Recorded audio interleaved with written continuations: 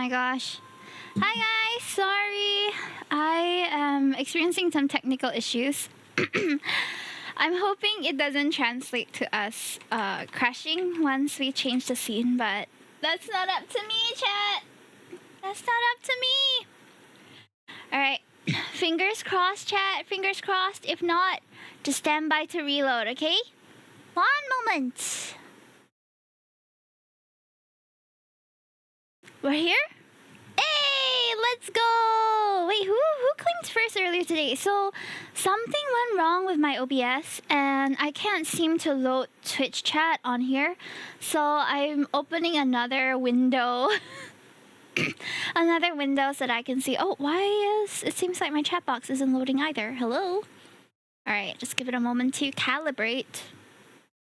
It was you! Ah, okay. Congrats, Alpha! How are you today? I saw that you guys are discussing the newest Fantastic Four movie.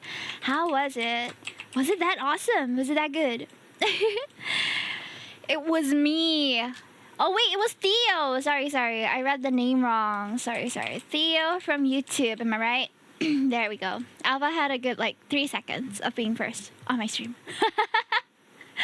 Alright, so, today we're gonna be playing Xavier's Beef Story, and I am not really, ready mentally.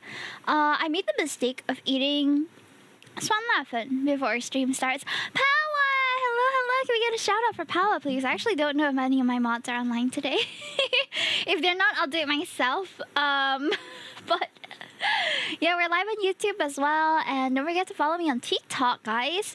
Hi, I cast You're Ready, My Ready. Okay, I think my mods are not here. Wait, let me get you a shout out, Paula. So Paula organized a very cool project recently that I'm a part of, and I hope you guys are looking forward to it because it looks and sounds really good. So I'm super duper excited. Okay. I don't think I'm allowed to say more yet, so I'm just gonna say I'm part of a project and it's been really fun. And thank you for your efforts, Paula. Go and follow Paula. If you guys like Catateer from my group, Paula is also sort of like an orange cat, so you will enjoy her. You will enjoy their company too. Is it the brown container thing, huh? I know, 还吃 Swanlafen. Yeah, the one with the guy with the bowl cut on the packaging. I love Swanlafen, but maybe I shouldn't have eaten it before stream where I would have to read a lot because my throat is on fire and my nose can't stop running. I don't take spice that well. Yeah, it's a brown container, but a lot of the brands also use a brown packaging, right?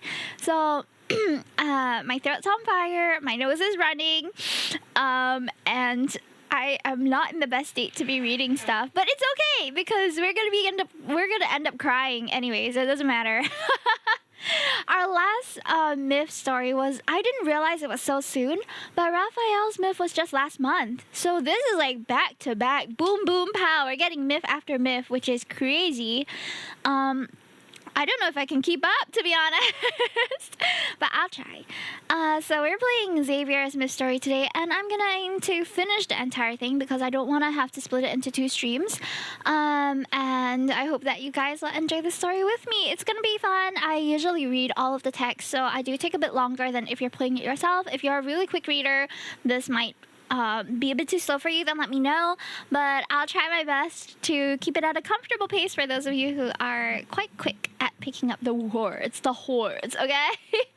I spent the entirety of today, I went to work earlier in the morning, and then I came home, had a nap, and then I started catching up on all the covers that I was supposed to be a part of, because I have a couple of cover projects that were not initiated by me, but that people invited me to.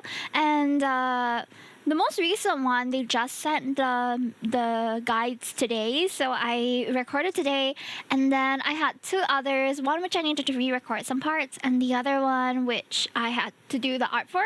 So I was working on all my cover stuff. I hope you guys are looking forward to it. I know I haven't released any songs lately. All I've been doing is playing LADs, but I think that's fine too, since I am not really a singer streamer. In any Deepspace. How much to pay for an exclusive song? If that depends. So what kind of song are you talking about?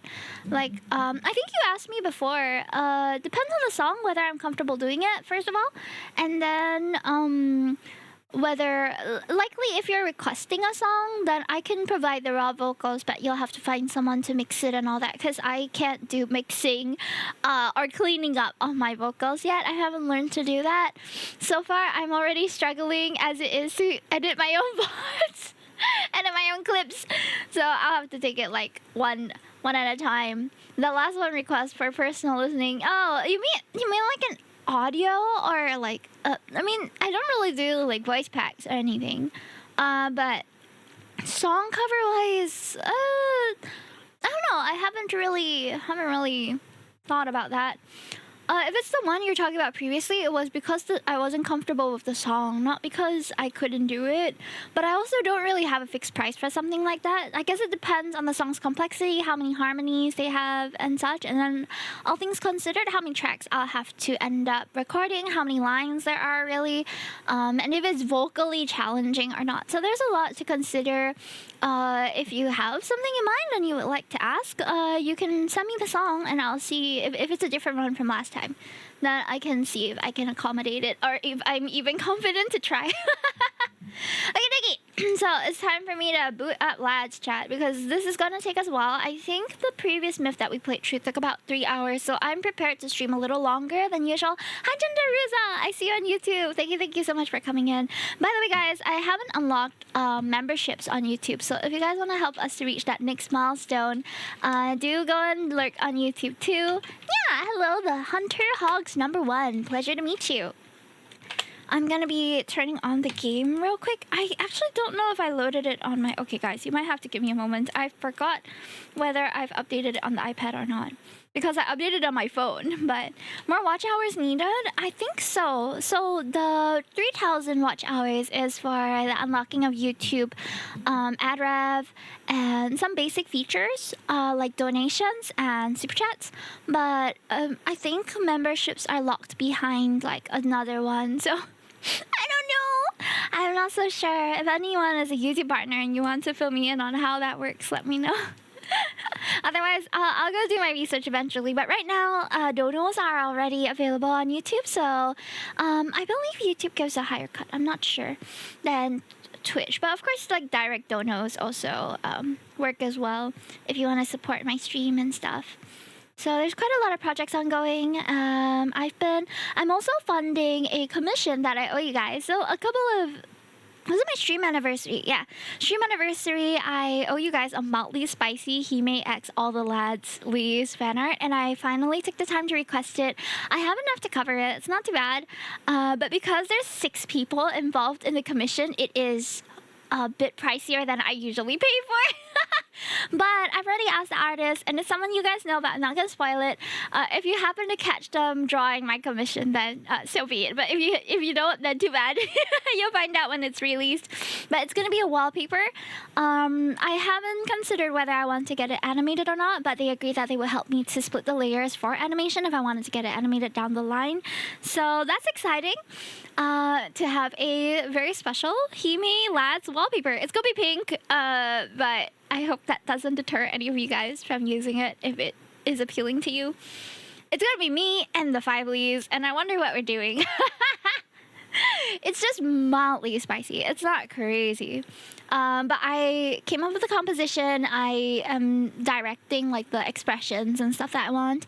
And I really trust this person to be able to meet like the criteria that was set for this commission. So it's exciting. I'm very excited to play it, to show you guys what we have cooking.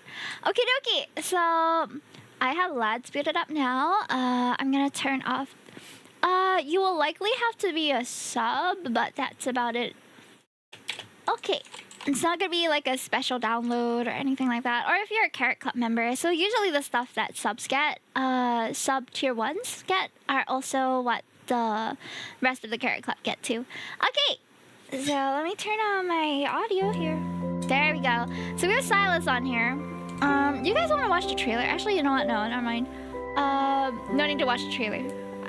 because I have the reaction down uploaded already. So if you want to go watch it, you can go. I'm gonna be doing dailies for a short while, so if you want to catch up on that and see what the story is gonna be about, I'm gonna read the synopsis later. But if you want to see the full trailer and get a better sensing of what the story is like, it's kind of like Final Fantasy-esque. That's the aesthetic that people have said and compared it to so far. Xavier with long hair, which I am very ready for. I'm not sure whether this myth requires us to level up the cards or not. I think not, because they've already... The previous myth from Raphael didn't need any leveling up. We just had to play through the different chapters in order. So I think it should be possible for us to do that.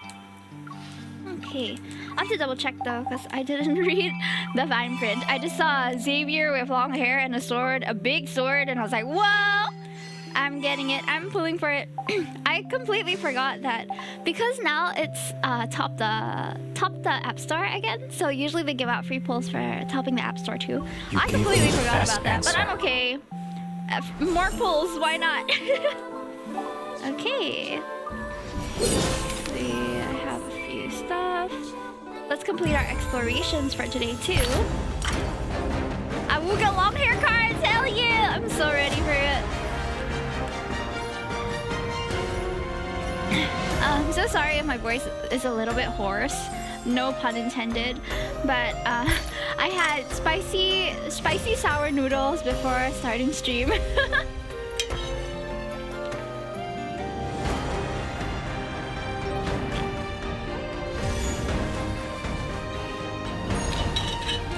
What? Xavier with a big sword? Hell yeah. I just remember I want to share a Lads and KDH creation. KDH? What's that? Oh, K-pop Demon Hunters. Oh wait, I think I've seen that one. It's really, really cool. People have been drawing the leads as the Saja boys. Okay, just for today, I'm going to switch to just Xavier, and so that we can see his new outfit as well. Oh, this was his Halloween outfit. Under the stars. That's a moment I will never forget. Stop! You're so sweet. He's my main, and I think I'm gonna go pretty feral in this stream, so I'm so sorry in advance. We get his outfit free with the card. Oh my goodness, look at that. Did I have... yes, I have his traditional robe from the other one. I'm gonna put an egg on him, because why not? I think the hair is... Where's the hair under? You know what? I'll keep the tail. I will keep the tail. Oh yes, Lusterfall. And I have his mullet as well. I have all his cosmetics. Rione, hello! How are ya? Oh, he looks great. Oh my goodness. He's my Lee. Xavier. You look so cute. What do you want? I want to get a closer look at you, boy. Huh? Wrong posture. I'm out of power. Let me get charged here. Oh, Full man. energy now. Yeah, me too. And we're ready to love and depression with the new story. Time from Hoyofest. Oh, how was it? I haven't heard much about it actually. I know it's happening, but I haven't heard much news about people going there. Has it been open? Is today like the first day? I have not been very in the know. Bro is a kitty for real. Yes. Okay. Oh, have I not played this one? Oh, what? I didn't know that this was a date card. I thought that this would be a listening card. Ooh, interesting. Well, we will get to that eventually. All right, are we ready, chat?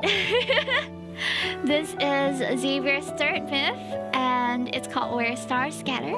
This is the downfall of Philos and the story of your life. He's gonna burn the world just to see us happy, and I can't wait. Let's go! Alright guys, love and impression. I'm gonna turn off the lights for more atmospheric effects. It's as if I've been in a long dream. My consciousness is an immobilized seed that's buried deep in dark soil. The space around me is compressed into an endless void. Without any reference points, it is impossible to sense the passage of time. My memories are no different from a thick fog now, yet occasionally I hear voices in the distance. They fluctuate between being near and far. There are jubilant cheers from the living and sorrowful sobs from the dead. I will find you. Xavier? Who? This voice is akin to a hallucination born from endless waiting. However, it's the only ray of light penetrating this blackness. I don't always hear it, but when I do, the faint light advances a little further into the void. In this endless waiting, I sense the heavy darkness. It slowly recedes. And after traveling for what feels like centuries, that light grabs my wrist. I beg of you, don't let go. Please pull me out of this endless void. Please lead me out of centuries of darkness and solitude. What happened to us? Were we in a coma or something? Oh dear. Poor MC. MC's also been waiting for once. Come on, Xavier, show me your beautiful face. The chosen one has been summoned. That's not She Xavier. shall deliver us, Philos' survivors, from the endless darkness. Who are you? At least introduce yourself. First, I don't know what the heck I'm doing here. The chosen one has been summoned. She shall deliver us, Philos' survivors, from the endless darkness. Hey, I didn't agree to any of this. What happened to consent? Guys, like, come on! My vision gradually comes into focus and a shattered dome ceiling materializes. Tech mage from Warhammer. Ain't no way. It's pretty crowded, but I have fast pass. Oh, nice! Below the altar, countless pale faces emerge from the firelight. Their gazes, fixated on me, are empty despite burning with great intensity. Creepy. We will return to Philos prior to the apocalypse. Something bad happened here. Return to Philos? What are they talking about? Where am I? Bewildered, I lower my head and stare at my hands. My fingertips retain a faint warmth. My wrist is suddenly pulled upward. Wearing white robes, the bishop drags me to the center of the altar with an irresistible force. Excruciating pain What? The gem on his scepter is as sharp as a blade and blood falls. Behold, she possesses a vessel of flesh and blood. You didn't have to stab me to prove that, sir! Sir! Garbed in white, the acolytes cheer at the sight of my blood. You guys are sick! While this absurd scene unfolds, a strange trembling rises. I feel it in my feet. But it's not that I'm afraid. Rather, the ground is actually shaking. Reminiscent of thunder, the sound of horse hooves approaches. From my position on the altar, I can see a figure wearing black armor. The individual smashes the monastery gates to pieces. It's him. It's him! Tyrant! My tyrant! The kneeling acolytes lift their heads one by one. They're shocked at the sight of the trembling stone doors. Then the door breaks. Amidst flying stone fragments, an arc of black and gold steel cuts the acolyte leader in half. Damn! Stop the Mad King at once! Uh-oh. The acolyte shouts and cries are silenced by the gleam of his blade as it swung. Unwilling to hesitate any longer, I quickly jump down from the altar, step over the white rope strewn across the floor, and slip into a shadowy hiding place. It's hardly been 5 minutes, and there's been a mass, homicide. My lady, be quiet. I'll count to 3 and let go. I suggest you answer my questions. With his mouth covered, the acolyte nods. However, his expression shows excitement instead of fear. Ew! Who am I? You are the chosen one from Philos. The Cinder's waters washed you ashore. For a long time, we were waiting for you to awaken. Oh, we asked 3 questions. Who are you? We are acolytes who belong to the Order of Babel. Oh, we Babel's a reside real in thing. the most Was a real scholarly, thing. sacred monastery in Cindersfell. Okay, the Order of Babel. Cindersfell. You are here to help us to return to Philos. All this is strange words to me. Who is he? Do you know the man who charged into this place? He is the sinner who destroyed Philos. A sinner? My memories are hazy, my mind clouded. I can't remember anything about myself. They kept calling me the Chosen One, but how can a person's name and identity be reduced to a cold, impersonal title? I barely made it out of that darkness alive. I'm not going to die here. How do I leave? The acolyte holds my hand with an iron grip. His voice is tinged with a childlike fanaticism. Wait, why should we leave? You shall save us all. You're mistaken. I can't save anyone. The whistle of the sword's edge was getting closer and closer, yet the acolyte stood frozen like a statue. Damn it, what are you waiting for? We need to run! He's not the only one. The other acolytes have also fallen to their knees to worship something. Their singing grows more fervent with each verse. The acolyte staggers back and crashes into the brazier behind him. The flames leap and engulf his white robe. His body dissolves into swirling dust. These people, all of them are... I whip my head around to look at their devout expressions. Under the light, none of them cast a shadow. These acolytes and the old man who cut my palm, they're revenants. The cinder spell they spoke of truly is a place inhabited only by the dead. Xavier, relinquish that sword which is bathed in the blood of your brethren.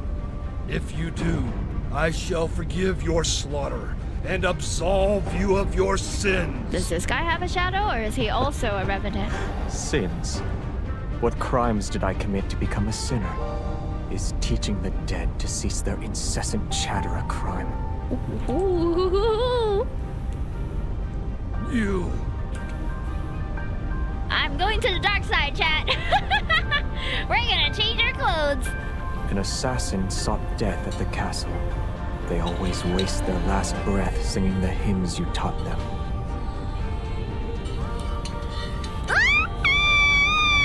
King Xavier is here, chat! Oh my goodness, he looks amazing! Wow!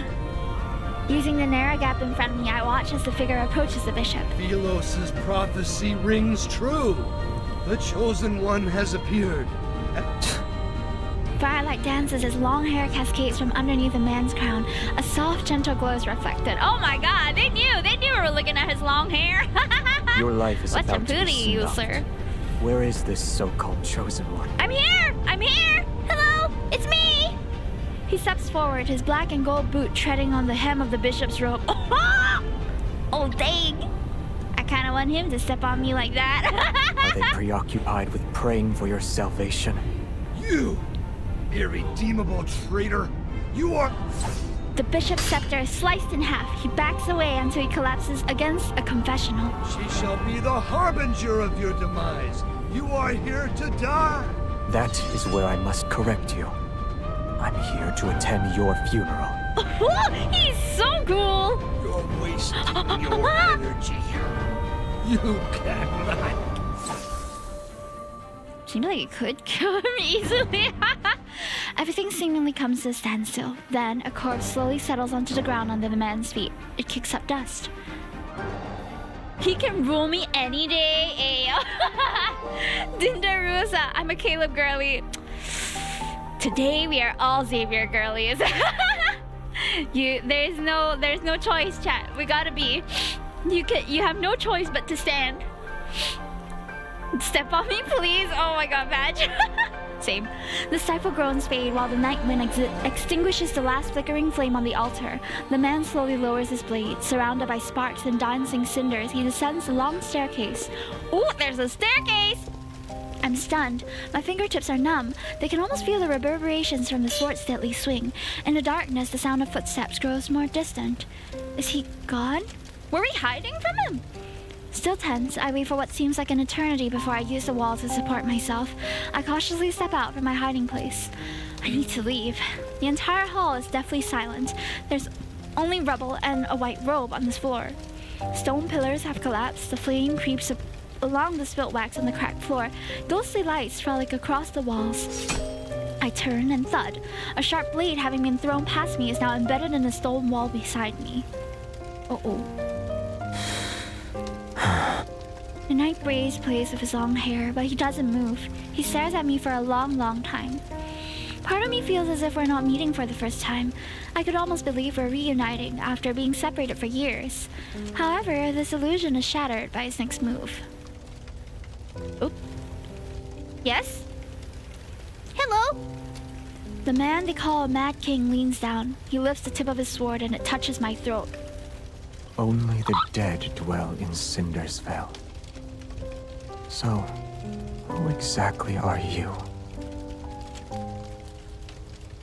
I don't really dare to speak if there's a sword against my throat. But those eyes! Ah, Xavier! The man you are! That was an exciting first chapter, wasn't it? Hi, Ruka! Welcome in! A table circulates every corner of Cinderfell. There was once a glorious kingdom called Philos. It fell during a catastrophic war. Everything perished, and a void swallowed the land. Death's shadow swept through every nook and cranny. Yet if one can find the tree of life that connects life and death, they shall be reborn. They'll be able to embark on a journey home. And the one who will be their guide and light the path is the chosen one of Philos. Is it Philos or Philos? I keep mispronouncing it.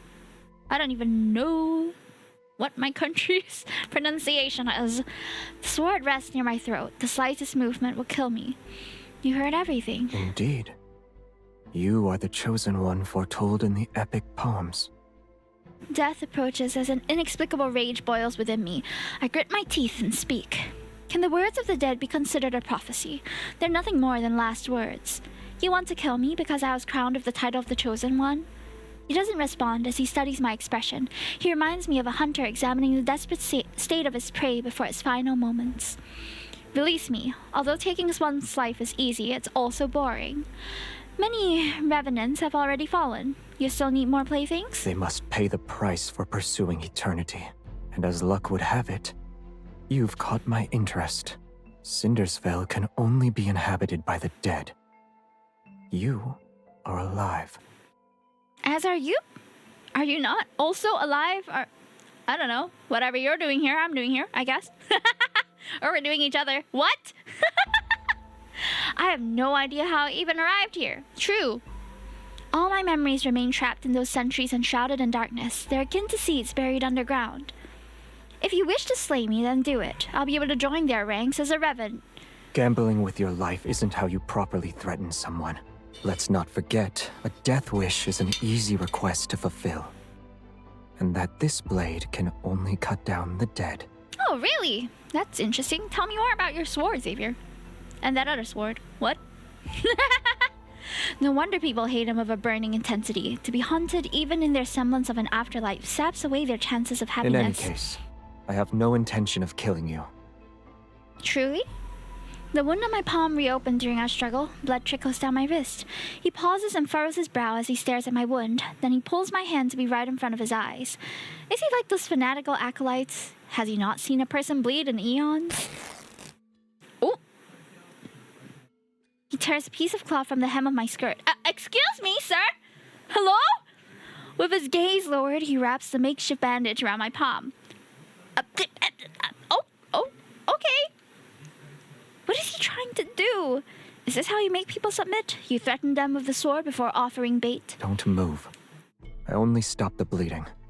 Your wound hasn't healed. Answer me first. Ah! Ow. He ties a knot over my wound, picks up his heavy sword, and turns to leave. Ah! Hello? Hello? My mind tumbles further into chaos. I jump down from the stone coffin and grab the corner of his cloak. Why are you changing your mind again? He turns around. A moment passes before he offers a faint smile. Perhaps I'm wondering how someone who bleeds so easily could be a savior. Excuse you? I slowly let go of him. Danger lurks in every crevice here. Stay alert. Okay. I wish you luck. Don't leave me here! I don't want to be alone in the land of the dead. What? Please take me with you, please! The sky darkens as moonlight disappears in the canopy of trees. The thick, tangled branches obscure the path ahead, but the scenery remains vivid in my memory. No matter where you are in Philos, you only need to look up to see an imposing, gloomy castle. In its opulence, it stands with solitary majesty. The moon is bright here. Who are you? I was looking at a moon like this when I died. Don't jump scare me with your old man whispering, elderly revenant. How was I slain? I can't remember. It could have happened. When he rode past us on that horse, he splashed mud all over me. Oh no, poor thing. Looking toward the source of the voices, I see 3 revenants hanging from the withered tree branches. They sway in the wind with their chatter. Who was the horseman? Can you tell me anything about him? The sinner of Philos. Did he have gorgeous long hair? Who betrayed his own people. He is the scoundrel who stopped us from returning to the land of light and eternity. Oh, unsteady, the ropes sway. The one belonging to the last revenant snaps because of how agitated he was. The corpse plunges into the swamp below. It's getting dark, and the fog. The world still feels unfamiliar to me. He's not wrong. My highest priority at the moment is finding a safe location. Where can I find such a place? The city at the foot of the mountain, of course. Oh, It's the liveliest that's place in the quite area. straightforward. The echoes of the royal capital still linger there. You must navigate okay. through the forest, the Okay, swampland, okay. and the remnants of a battlefield. Alright, forest, swampland, battlefield. Got it. Remember to Forest, gaze swampland, at the battlefield. moon. Okay. Once you reach the ferry's dock, you can cross the river. There's a ferry that I have to go on? Oh, Take a okay. silver coin with you. Oh! The old ferryman has a nasty temper. If you're not careful, Oh, he'll that's kick you really nice into the of river. them. Okay, thank you for the advice. You guys are great NPCs. I look into the distance. At the westernmost edge of this land of exiles, the monastery sits in a secluded corner on the highlands. It's far away from where the Mad King resides. To reach Cindersfeld, I need to... Oh. Sorry, Sponsorman, I don't know what you're asking. I wanted to answer you, but I wasn't sure what you were asking. No sound. There should be sound. My OBS is registering that there's sound. Oh, you mean yeah. That's strange. I think there might be a connection issue because my OBS has been bugging out lately. So it might be a problem that I can refund it to you later. I'm so sorry, chat, if I'm not as actively responding to chat. It's because I'm reading at the moment. Super chat. I don't see that there was any super chats on YouTube. To reach Cindersfeld, I need to traverse the forest and the fog at the base of the mountain. Alright, directions. Not my strong suit, but I'm sure MC will remember better than I will. The fourth moonlit night. Oh man, we've been wandering around for 4 nights. The fog thickens and envelopes the forest as the daylight dims. Everything around me becomes a hazy blur. A broken bridge and another end of the road. In the place of a crescent moon is one that wanes. It's a reflection that dances across the murky water surface like countless spectral figures. Everything that falls into the water sinks without a trace, except for the moon's reflection. I mark a tree branch to trace my path. Then I turn around and continue my trek. Thank you, Rika. I see you. In a forest clearing, knights with pikes and silver armor sit around a fire. There are knights in a place like this? They aren't moving, and their lifeless eyes gaze up upon the moon and the sky. May Philos prosper under eternity's divine gaze. Are they alive? May Philos prosper under eternity's divine gaze. Strange. Silence. Do you hear that? Oh. Footsteps approach us from the southwest. Only the living can make that sound. Is the Mad King here? All the knights suddenly turn their head toward me, and the fire illuminates their faces, which are paler than their silver armor. The Mad King has not graced us with his presence. However, she carries his essence. I carry his what? In what way? Hey Draco! Hello, I'm here for Watch Street, but have fun drowning in love and depression. Thank you. Give Xavier lots of tissues at Shelly, so can't stay. No problem. Have a good one, Draco. Outsider, have you pledged your loyalty to eternity itself? What? She has no answer. She's a traitor to eternity. I just said what? I didn't understand the question! The suits of armor collapse as the skeletal remains within them begin to glow with an eerie blue light. Leaping orange flames surround them. Y'all are assuming! When you assume, you make an ass out of you and me! Cold blades slice the air as howling winds erupt around them. Before I can react, they charge toward me, of course. Of course! These knights in silver armor are revenants! Oh!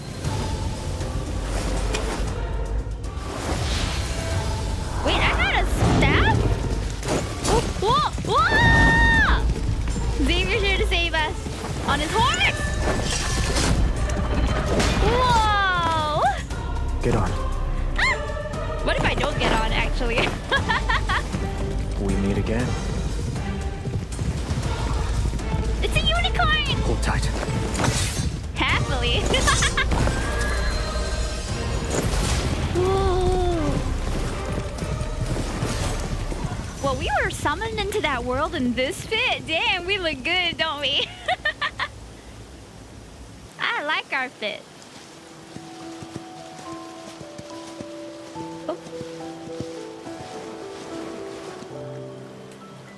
Earlier you mentioned the price of pursuing eternity. What were you referring to? The dead are trapped in a perpetual cycle. Only painful deaths await them. Leave while you still can, or you'll meet the same fate. Ooh.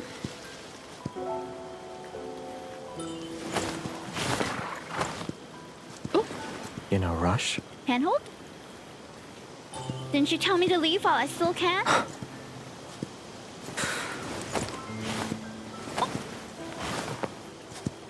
I said leave, not die. Ha! Leave, leave. Nice pun. This land only cares about you walking into its trap. They said the fate of the city is in my hands. I'm the chosen one? It's also my weapon against you.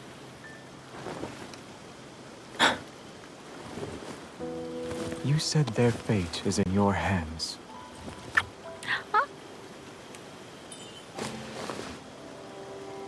However, you're still in my hands. Hey, Is this the form Riz of is crazy. etiquette sufficiently respectful toward the chosen one? Well, okay, MC is even more forward than me, yes! I told yes, you this girl. place is fraught with danger. You need to be cautious.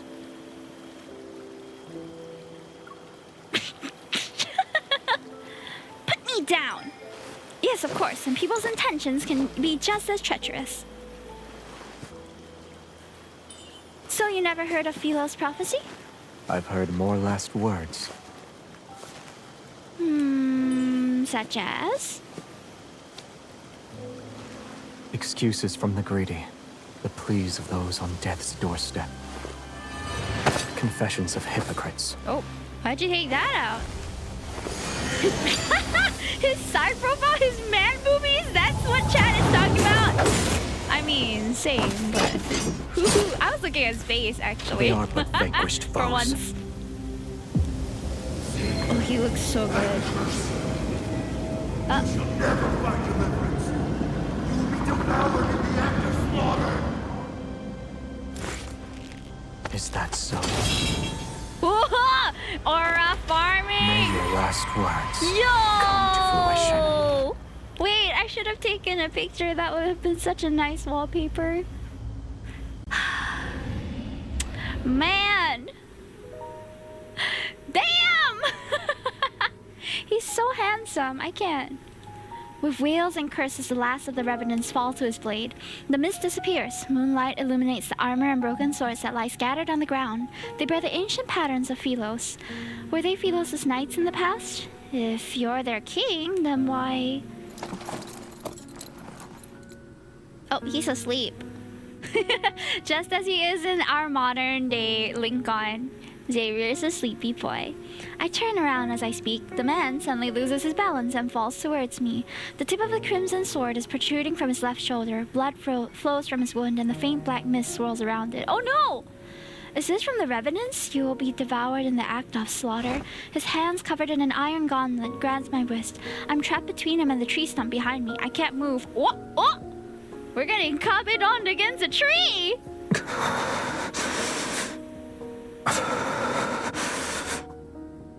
Story impotent grunting. Are you alright? When were you injured? He struggles to keep his eyes open, and although his gaze is slightly unfocused, his voice remains cold. Help me. I need to go over there. I would have done that even if you didn't give out an order. Alright, let's go. Look at this fit, chat. That is so much crazy detail. The flower motifs are so pretty. And the fact that there's a bit of silver and a bit of gold, it just looks like multi-royalty. Does that make sense? No, that's not a term. But I'm gonna call it that. He looks like he's got multiple royal... I would be one of his... I would happily continue his lineage. Okay. After gathering enough fallen leaves, I got distracted. And dry branches, I built a fire at our resting spot. In the fire's glow, his face is deathly pale. It's almost drained of color.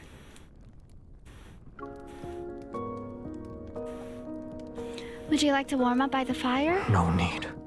Do you need water? No. Do you want to rest? Very well, if you won't sleep, then I will. The night is cold and damp, so I'll be borrowing your cloak. He shifts slightly without saying a word. His eyes are still closed, but he does move to make room for me. The cold wind howls throughout the forest as it becomes fiercer. I hug my arms tightly, lean against his side, and act as if it's not unusual. You have a heartbeat. You breathe. You bleed. You're alive, just like me. Is that why you didn't kill me in the monastery? Did you see yourself in me? See yourself in me? Hey, yo. I can see him in me. What? He didn't seem interested in answering my question. During the battle, his sword was the only weapon capable of slaying the revenants. His sword can slay me, if you know what I mean. No wonder that old man with the right ropes wanted it. Everybody wants Xavier's sword, chat. While connecting the pieces of information in my mind, my gaze shifts to the sword lying half a meter away. It's a great sword that devours light. Aside from the back of the blade being thick, the weapon itself is completely black. Mysterious runes are inscribed on the sword, and they surge with light whenever it's swung. Does your weapon have a name? No, it's just a sword. Then your horse's name is Horse? He doesn't respond, and silence settles between us. What is this dialogue? They're so cute. What about your name? Should I just call you Man? I acted like I'd forgotten his name, just so I could bring it up. Xavier. Despite knowing how dangerous this forest is, you willingly entered it. You have my thanks. You are mistaken. Worthless rabble trampled on my garden. I cut them down, roots and all.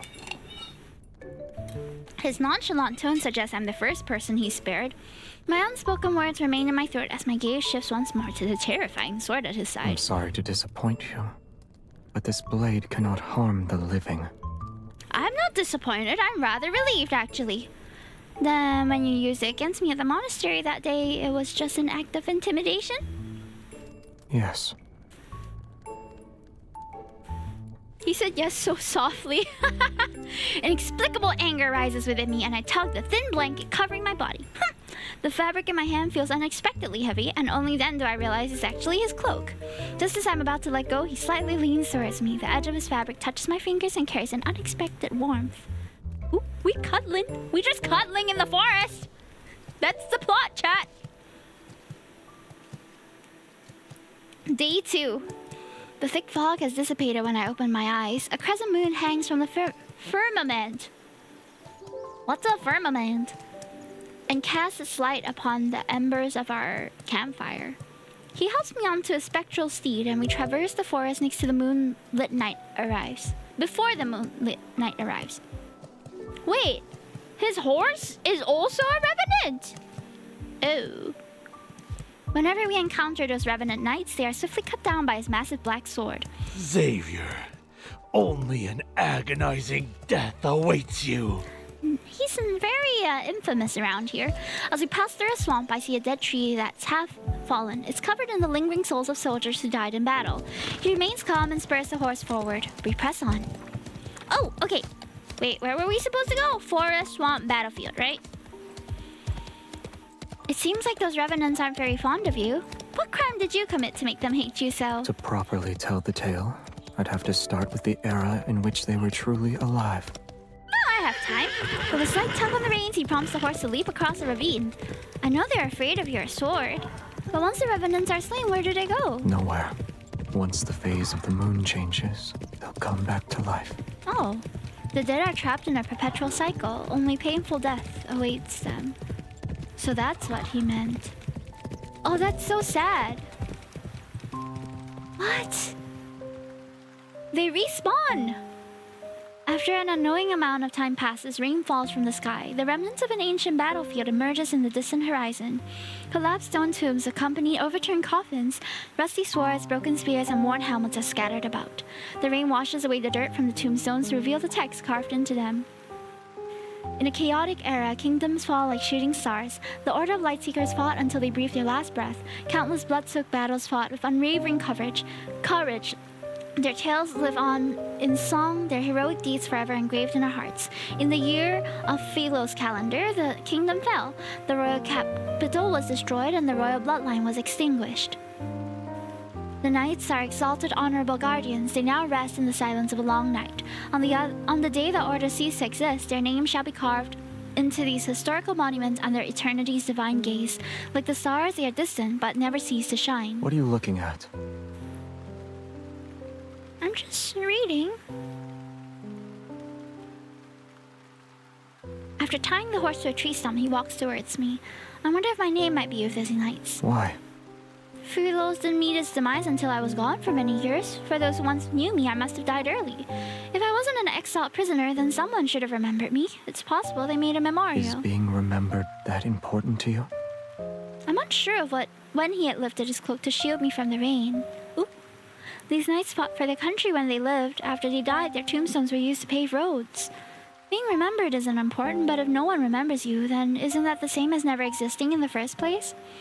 It took him a while before he finally spoke in a calm and different tone. The rain is about to cease. We should leave. My legs are numb because I was crouching for a long time. Seeing me struggle to stand, he grabs my wrist and hoists me onto the horse. In the distance, the forest path gradually widens and becomes a road. An endless expanse of land stretches towards the horizon. And across the river is our destination, Cindersfell. I still don't really know what I'm doing here, but as long as I'm with him, I guess we're fine. Our journey, less than pleasant, all things considered, finally ends as the crescent moon disappears. A new moon rises. The ferry crossing is enshrouded in a gray mist. When we arrive, the riverside is already crowded with revenants who want to cross. The revenants from earlier said I must cross this river by boat to arrive at Cindersfell. An unexpected event occurs. Their lively atmosphere at the dock disintegrates when we appear. The revenants who were talking amongst themselves fall silent and back away. They create a clear path for us. Accustomed to the situation and unfazed, I pull out a silver coin I had found in an abandoned tomb. It'll pay for the fare. Xavier remains in the same spot. It's then that I realize he doesn't have a coin. Oh. 1 coin per person. No exceptions and no credit. I can take care of any revenants that try to cross without paying. Your presence alone is bad for my business. I'm not even sure I want to let you board. So, are you crossing the river or not? He gives me an expressionless glance before silently shaking his head. Wait, I'll pay for him. The ferryman's expression changes subtly as his gaze lingers on me. He presses his lips into a thin line before gesturing for me to board the ferry. The man behind me doesn't say anything as he heads for the stern. I don't even get a word of gratitude. What's with this attitude, Xavier? Well, I guess he did save our life, so this is little to nothing, right? As soon as he steps on board, however, all the revenants swarm to the stern. It starts to sink under their weight. Meanwhile, the boat where Xavier and I are standing rises. Either find a seat or get off the boat, you dead bastards. The revenants on the stone proceed to leave as if they were pardoned from execution. Only the two of us remain. In the silence, the small ferry moves across the water and disappears into the rippling moonlight. Hey Troy, welcome in! We are on chapter 2 or 3, Xavier's myth right now. I look at Xavier as he rests. He has folded his arms and his eyes are closed. You owe me half your life and now you owe me a coin. Who did she say I ought to be paid? You want to use my debts against me. I'm not asking for everlasting gratitude. I only want you to pay your dues. I clear my throat to deliver the words I prepared. I want your weapon, the sword that makes the revenants cower in fear. No. I can sense his resolve in that answer, but I expected as much. Since my first request was rejected, the chances of the second one being accepted are higher.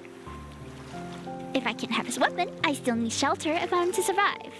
But living with an unpredictable individual is risky. If you cannot decide before we disembark, there will be no payment. I won't allow it. Since you live in the castle on the other side, I'll meet you there when I think of my payment. He neither refuses nor accepts. It's as if he can see my innermost thoughts. Without a bond, born through hardship, this might be my only chance to request something from him. Before we part ways, let me offer you one piece of advice. Oh, we're If parting you with want him? to survive here, don't offer your kindness so easily. He closes his eyes and he refuses to respond no matter what I do. Aww. We're not a queen, we are a chosen one. Some of the dead people in this land are hoping that we'll bring them back to their homeland. And Xavier is the king who apparently betrayed his country. That's the backstory, but we're not a queen. Yet. The fog over the river gradually dissipates to reveal a towering black castle in the distance. Just as the ferry is about to reach the shore, it strikes the shoal and rocks. My body lurches to one side. When my fingers touch a reflection in the water, ripples spread out and converge towards my fingertips. They coalesce into an elusive image. This is... Oh. Brightly colored flags slowly rise as floral arrangements line both sides of the marble staircase. A young knight ascends the long staircase. Amongst the thousands of cheers, he ascends the throne. A hand places a crown upon his head. A lumen flora, the symbol of Philos' royal family, is pinned to his lapel. Oh, flashback. The illusion shifts to reveal an entirely different scene. Fortifications crumble. Ruins cover the land. The royal capital, once peaceful, has become a battlefield shrouded in a war smoke. The rebels' army storms the capital. They force the young king to take his own life. Yet their swords are melted into liquid steel in the furnace and cast into the throne itself. Peace is restored to the kingdom a century later. There are no more casualties from the war for hundreds of years, yet people have come to despise this monarch. The king, once adored by thousands, is now reviled. He is nothing more than a mad king. The boat is docked. You should get off now. Well, we were in the middle of having a flashback, sir. The voice pulls my thoughts back to reality. I raise my head and notice the space beside me is empty. Did I see his past? Shock waves over me in the darkest hours of the night scattered... In the darkest hours of the night, scattered lights illuminate a ruined city in the distance. The wind rustles as the grass as his figure quickly vanishes into the darkness. Oh, he left us in the boat. He's abandoned us more than once now. Okay, chapter 3. We are 1/3 the way through, guys. Hang in there. I've been wandering the city for days. Although I failed to discover new information, I feel more free than ever before. But what surprised me was that every revenant here firmly believes they'll return to Philos one day. And before I knew it, I started to believe it too. That rotten black cat, countless kingdoms. There's just propaganda everywhere. At the square, in the busiest part of the city, many revenants have gathered. I pulled my hold tighter and moved closer. The dead were turned into... when he confronted the... Whoa. In the center of the crowd stands a revenant in white robes, passionately denouncing the mad king's crimes. He's dressed as an acolyte from the Order of Babel. He looks familiar. Is he the acolyte who escaped that day? Won't we come back to life next month? Won't we come back to... No more dissenting voices rise from the crowd. The revenant's acolyte surveys the gathering before speaking with satisfaction. But the chosen one, who... What? Anticipation ripples through the revenants, and some lower their heads to whisper a devout prayer. Most fix their intense gaze on the acolyte, then eagerly await his next move. Before the apocalypse descends. What is this pilgrimage ceremony in the Tree of Life they speak of? Where's the chosen one? The chosen one. A sense of foreboding stirs within me. I turn to leave as I hear excited shouts behind me. Over there! The revenant acolyte points at me, and so every revenant's gaze falls on me. She is the chosen one. Acting as if they've seen a goddess, the revenants run towards me. Fervent cries resound. Countless hands reach out and cut off my escape route. Jubilant, they hoist me over their heads. Wait, release me at once! That's so scary.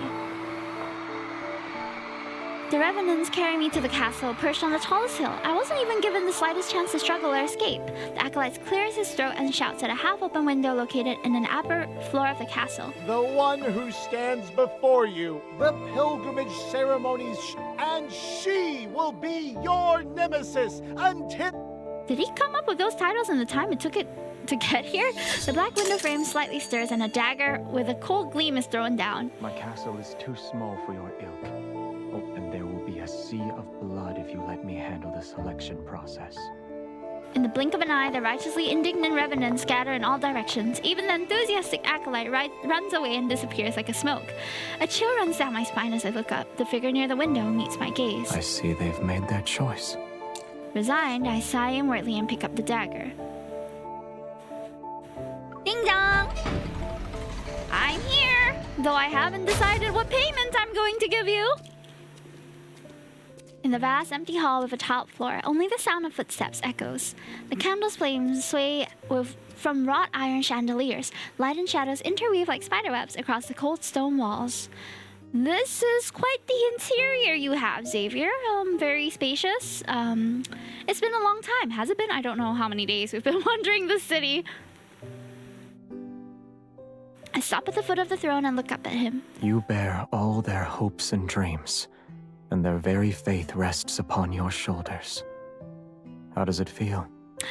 It's not great, but I'm not here to duel with you to the death. I know what I want for that silver coin. I do? I guess I had a few days to think about it.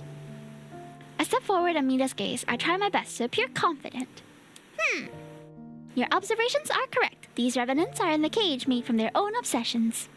I can't seek them, and I don't intend to try. Since I have no interest in being the chosen one, returning to Philos is my best choice.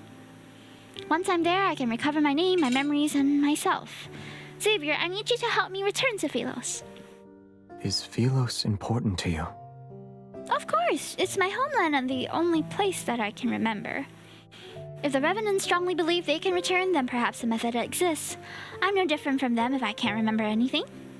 Let's assume this Philos you desperately wish to return to no longer exists. What then? Is he reminding me, or is he trying to make me give up? You have my permission to stay here. Though, we need a relationship that binds us since we'll be together for a long time. I'd like to be together with you for a long time, yes. I agree. As soon as he let his guard down, I quickly agreed and scrambled in my mind for a role that could connect me to the king. Minister? Attendant? Knight? Loyal subject? In any case, I'll need time before I can give you a satisfactory answer. Hey, Quazelmath, welcome in. The figure, surrounded by countless blades on the throne behind him, simply lets out a faint laugh. Are the swords on your throne truly mementos from assassins? Do you want to leave one yourself? Our conversation hits a wall. I clench my fist before turning away with a smile. I'll just pretend I didn't hear him. La la la la la. By the way, can I have a room that has access to fresh air? I'll allow it. The title of wife is a good one. Just for your consideration. As I enter the castle, the underground gambling den begin taking bets on how the chosen one would die. Getting thrown into a forest of evil phantoms only to be devoured, sinking to the bottom of the cinders, or dying because of his massive blade. Why did I read it like that? These three deaths are ranked with different odds, but they're at the top of the list. No one believes the Mad King will let me live. If the chosen one dies, then that means they weren't the real one. So they'll wait for another. However, if the chosen one survives and escapes their enemy, that means... Yeah. The revenants from the land of exiles cheer. Their dreadful suffering will finally come to an end. I do want to help them, just go peacefully. They sing their praises for days, and even though I chose the castle's highest room, their voices still penetrate the walls. But ever since I escaped the monastery, the arduous journey of poor sleep and traveling without proper rest has left me exhausted. Now that I have shelter, exhaustion washes over me like a tidal wave. Revenants don't need to eat, yet I'm forced to endure this hunger. That night, I carry a lit candle and slowly make my way down the winding stone staircase to reach the kitchen. He rarely eats. What a frightening person. I conduct a thorough search only to find roots and mushrooms. What are you doing? I'm hungry.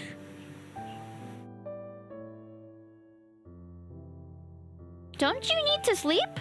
I heard music, so I decided to investigate. Oh. What instrument is that? The sound is unique. Hey! It's the wailing of a hungry ghost.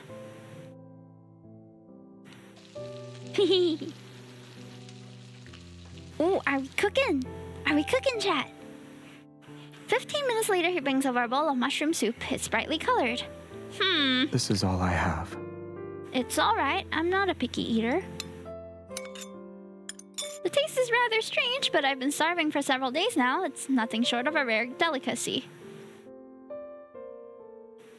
Once I swallow a spoonful, my stomach begins to churn violently and the entire world seems to spin.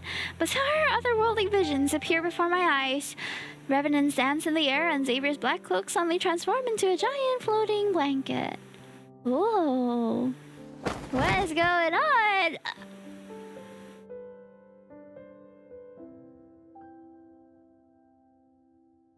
In this dream, I saw Philos again. It was far away from me, yet it was still beautiful. Walls of brilliant snow white covered the city. Towers loomed in clusters, their vibrant flags fluttering. The streets gleamed with a soft radiance. Wow! A procession of silvery white knights slowly navigates through the streets. Covered in flowers, they head to the ancient royal capital. The knight who's leading them is surrounded by people. It's impossible to see his face clearly. He carries a certain air. Although he has returned from his journey, his presence is strangely familiar. You can go on ahead. I'll join you once I've seen her. I feel like I need to wear white for this scene. The sun, moon, and stars revolve as he turns around. My vision blurs and the white city walls transform into a clock tower bathed in the sunset's glow. He turns around, sees me, and smiles. Before I can recognize him, a flock of pigeons flies past us. Their flapping wings obscure my eyes. Thought you'd never see me again. Oh.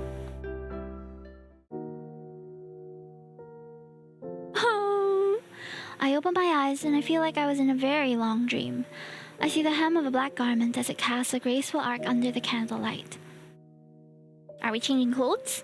Oh, he's in my room. Hello? Why? I was resting. Oh wait, no, I passed out from the mushroom soup. I forgot about that. The man is looking at me. It's as if he stepped out of my dream. I have an antidote. In his hand, he's holding a bowl of medicine that gives off a faintly bitter scent. Although I've returned to my senses, I'm at a loss for words. I already tasted it. Misinterpreting my thoughts, he speaks in a calm tone. I hesitate before reaching out to grab the hem of his clothes and squeeze it a few times. No, I'm not a hallucination that appeared because you were poisoned. You poisoned me with your mushroom soup, sir. He sat down at the edge of the bed, his elegant long fingers supporting the back of my neck as he brings the bowl of medicine to my lips. His pose is unmistakably intimate, yet his expression remains unchanged. His eyelashes aren't even raised once. I hear a clamor. Did something happen? It's war. There is a war happening here? In a place like this? Yes. Some of the revenants harbor obsessions from their past, waging war relentlessly. They were once your subjects, your majesty. Why do you make it sound like it has nothing to do with you? Listen. The loudest voices belong to those trying to find a way to rescue you. If you die here, I'm afraid my moments of peace will significantly decrease for the next month. The light flickers on his face as he picks up the bowl again. Open your mouth. The slightly bitter taste, spreads across my tongue. He gives me a sidelong glance, but he doesn't look away until he's confirmed I finish every drop. Ew! I don't like bitter.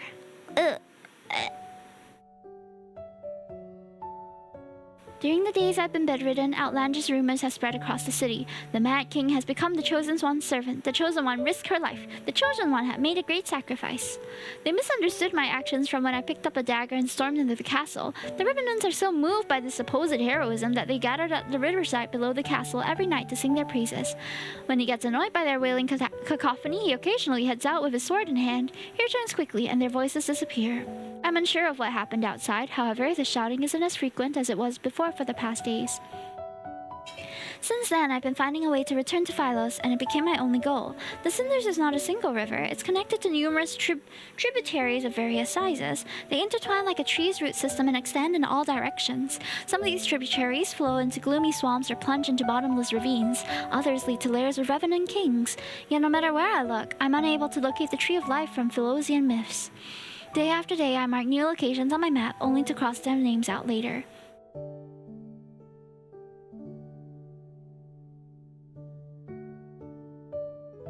Exhausted, I climb down the castle wall. The moon has already reached its zenith. As a figure in the garden behind a figure is in the garden behind the castle. His hair reflects a faint luster under the moonlight. Is that Xavier? His interests have changed as of late. Instead of killing others, he's grown flowers.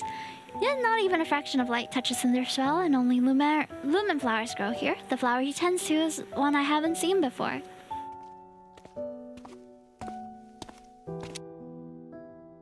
What kind of flower is that?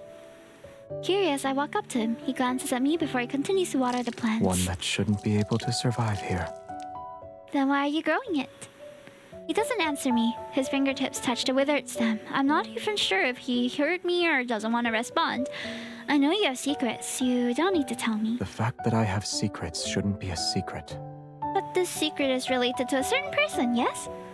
I crouch down beside him and push aside a cluster of leaves. The wilted leaves' veins have taken on a yellowish hue, and the light blue flower bud droops. It looks so fragile that it might snap at any moment. People typically grow flowers to remind themselves of someone, or give them as a gift. I doubt there's anyone you want to give flowers to in this city, right? There is one person. Who? He sets the watering can aside, turns to face me, and looks into my eyes. We'll talk about it when the flower blooms. I don't know if it'll ever blossom. However, I do know that someone who promised to help me hasn't kept his word. He nods thoughtfully. You created a map of the entire city. Then you walked along the tributaries large and small. You've done good deeds all the while. Tales related to your acts of kindness have spread throughout the land. I was collecting information. Wait, how did you know about all this? You rarely leave the castle. Would you say these methods of yours are effective? I'm quiet, then I shake my head. None of them are the correct method to return to Philos. What a pity. He's always like this. He dismisses my words with a few of his own.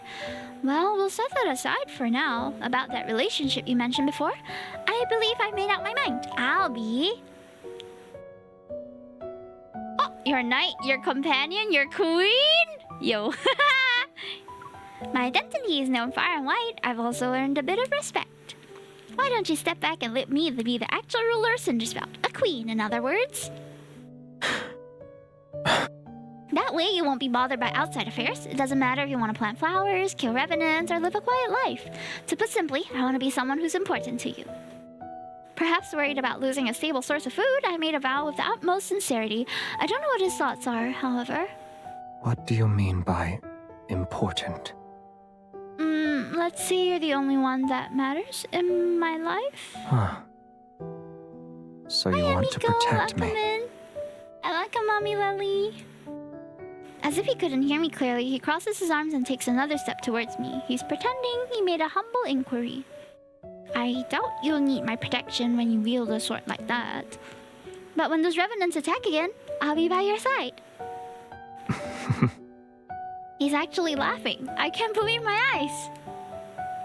I can help you figure out a method.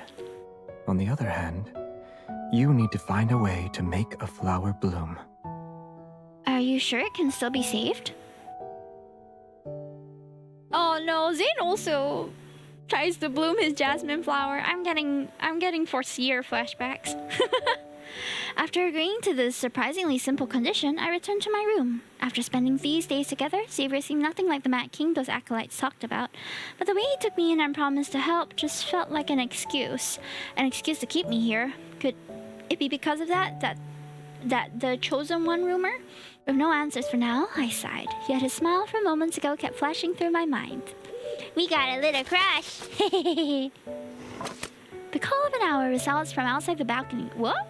A shadow swoops down, drops an envelope with a wax seal, then flies away. Odd. I haven't gotten any letters for the entire time that I've stayed here. I return to my bed and open the envelope. On the letter, a stark, concise handwriting catches my eye. We would like to invite the Chosen One to our sacred monastery so she can observe the selection process for the pilgrimage ceremony tomorrow. The Order of Babel looks forward to your answer. They were the ones that wanted to kill me the moment I stepped foot in this land. Hell no! But knowing MC, she'll probably go, wouldn't she? Let's find out. Do we go back to... Yep. we do go back to where we almost died because we can't seem to stop flirting with danger. Maybe danger and death is the sixth Lee. It appears in every single myth. It appears... It's just what MC likes. Danger and death. That's the sixth Lee, guys. Each month, the monastery selects individuals to sail along the endless cinders. This is known as the pilgrimage ceremony. The revenants believe that by traveling along the cinders, one can find the tree of life that connects Cindersfell to Philos. Once more, I find myself at the monastery. Everything has been transformed. The dilapidated altar and crumbling walls have been restored by the revenants, and they're functional now. The acolyte's soft chanting echoes through the building. They carry an ineffable reverence. I pass through the noisy entrance hall and enter the courtyard. It seems the bishop has been waiting for me. You said the apocalypse is only a matter of time, and I'm the key to saving this world. Even though I know these revenants cannot truly perish, I still feel a strange sense of unease upon seeing the bishop again. If there's going to be a world-ending flood, you should be building dams. And if a war is about to break out, you should be mobilizing armies. Those are more productive options than pinning your hopes on me, your so-called chosen one. Sensing the doubt in my words, he responds with a slight smile. You think I've spouted lies? Why do they believe in me? Since ancient times, at the world's end, your very... Myths are just myths. They're stories invented by the humans who lived years ago. You are correct. You have the freedom to choose your path. But the pilgrimage ceremony shall be carried out as planned. He smiles before removing the key around his neck. He places it in the palm of my hand. Memories prove one's existence, yet those who died here are trapped. If you cannot understand our faith, then I implore there's a you library. to visit the... For several days, I immersed myself in the sea of books. Although I found no records related to the pilgrimage ceremony, I learned about what happened to Philos during my absence. In the beginning, the energy needed to extend the planet's lifespan was almost depleted.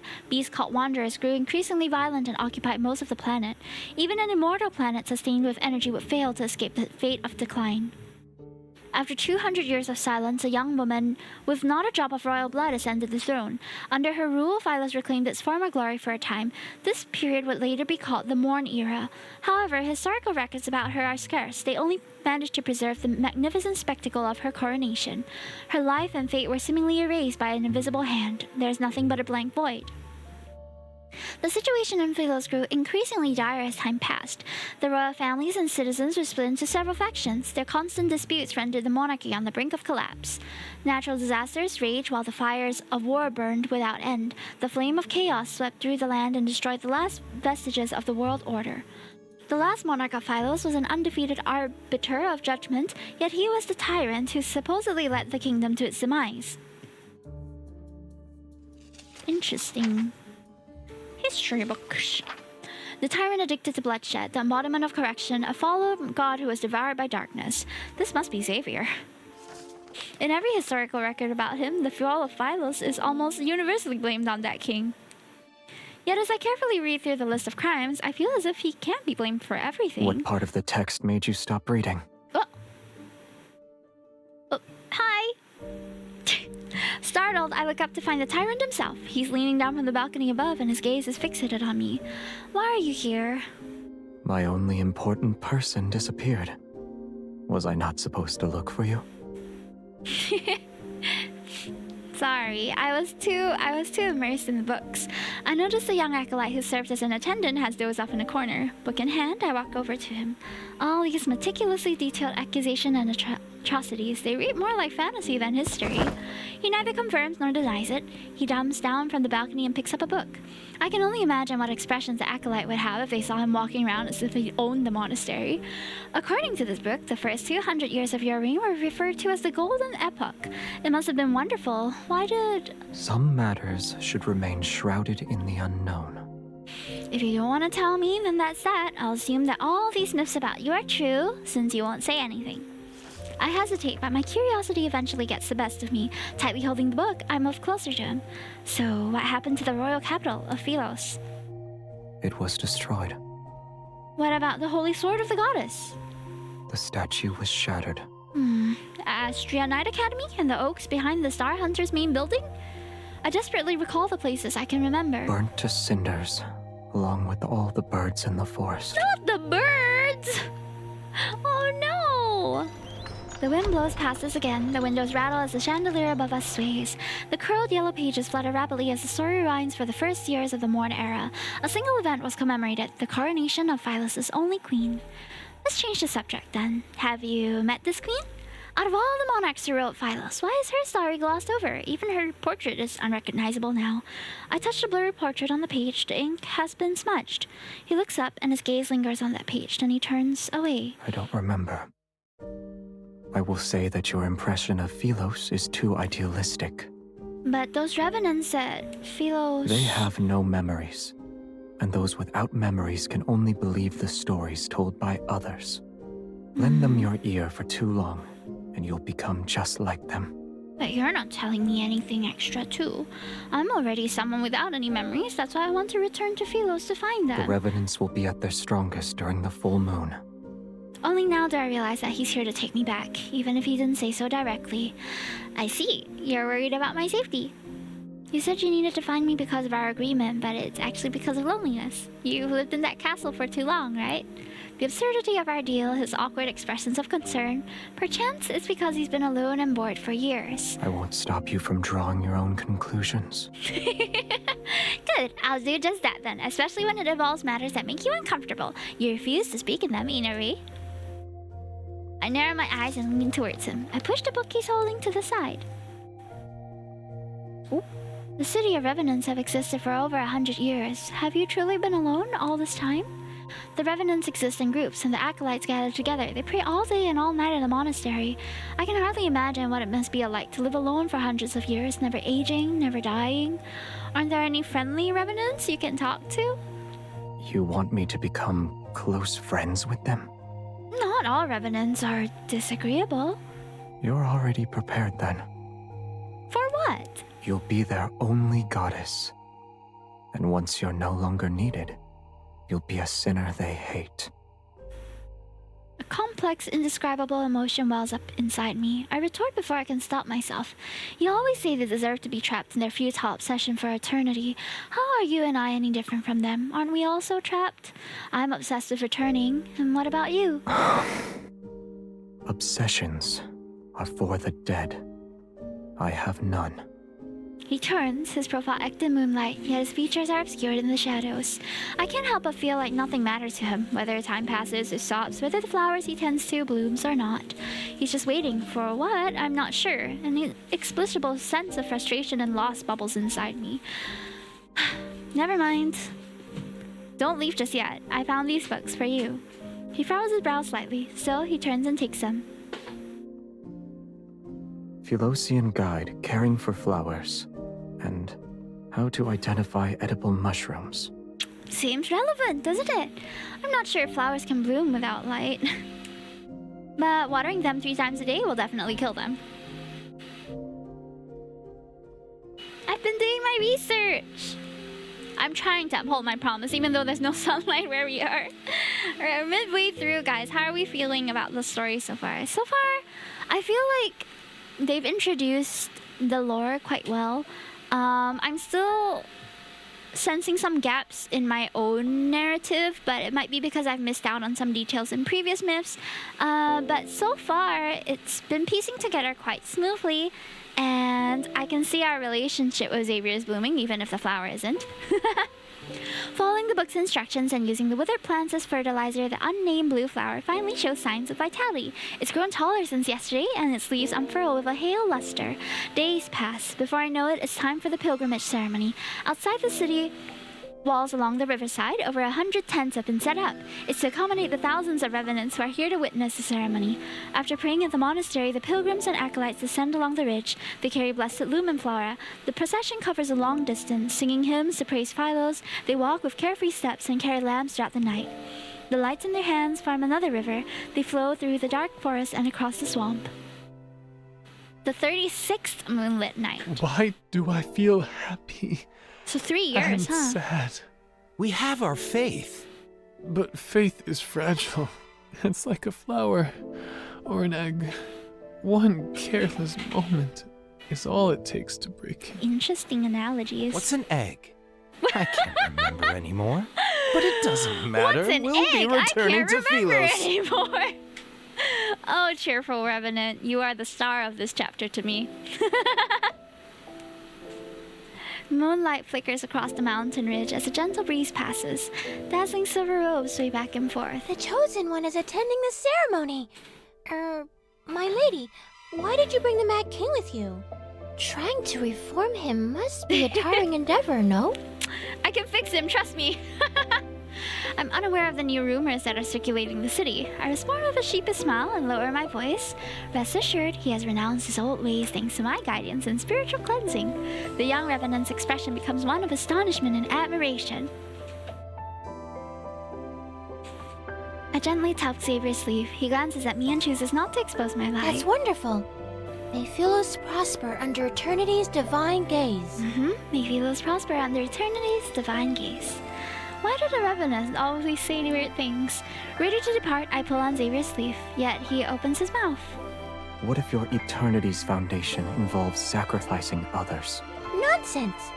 Philos is the embodiment of eternity, and everyone possesses an immortal soul. Even if some are sacrificed, they're necessary and justified. How can we fight against the emptiness of time without immortality? Assuming eternity does belong to Philos, He's engaging in a why philosophical did you debate. and the others die? Yeah. Unable to refute his argument and intimidated by his sword, the young Revenant stomps her foot and storms off. You don't have to pick a fight with the girl. Inside most of the tents set up along the river are statues of Philos' royal family from throughout the ages. They're near the witnesses who are attending the ceremony. Minky, excuse me, she's crossing. This one is surprisingly lifelike. Its face is too fierce for my liking, however. I approach it and examine the small wooden figure placed in the back. For some reason, it has a wooden stake in its chest. The last king of Philos, the man responsible for Philos' downfall. Is that Xavier? An indescribable emotion stirs. I pull out the wooden stake and place the figurine in the brightest, most prominent position in the center of the statue's base. I walk a bit further, and more Revenants offer me flowers. Despite my attempts to refuse them, I eventually accept each one. Can you even carry all of these flowers? He furrows his brow, but still takes the heavy bundles from me. More Revenants gather by the riverside. Their singing is so loud they almost drowned out every other sound. Worried we might get separated, he frees one hand to hold mine as we slowly make our way through the crowd. Aww. The last king of Philos and the man responsible for Philos' downfall. The beloved king who was eventually despised by all. That's you, yes? We spent so much time together. His identity is no longer a secret to me.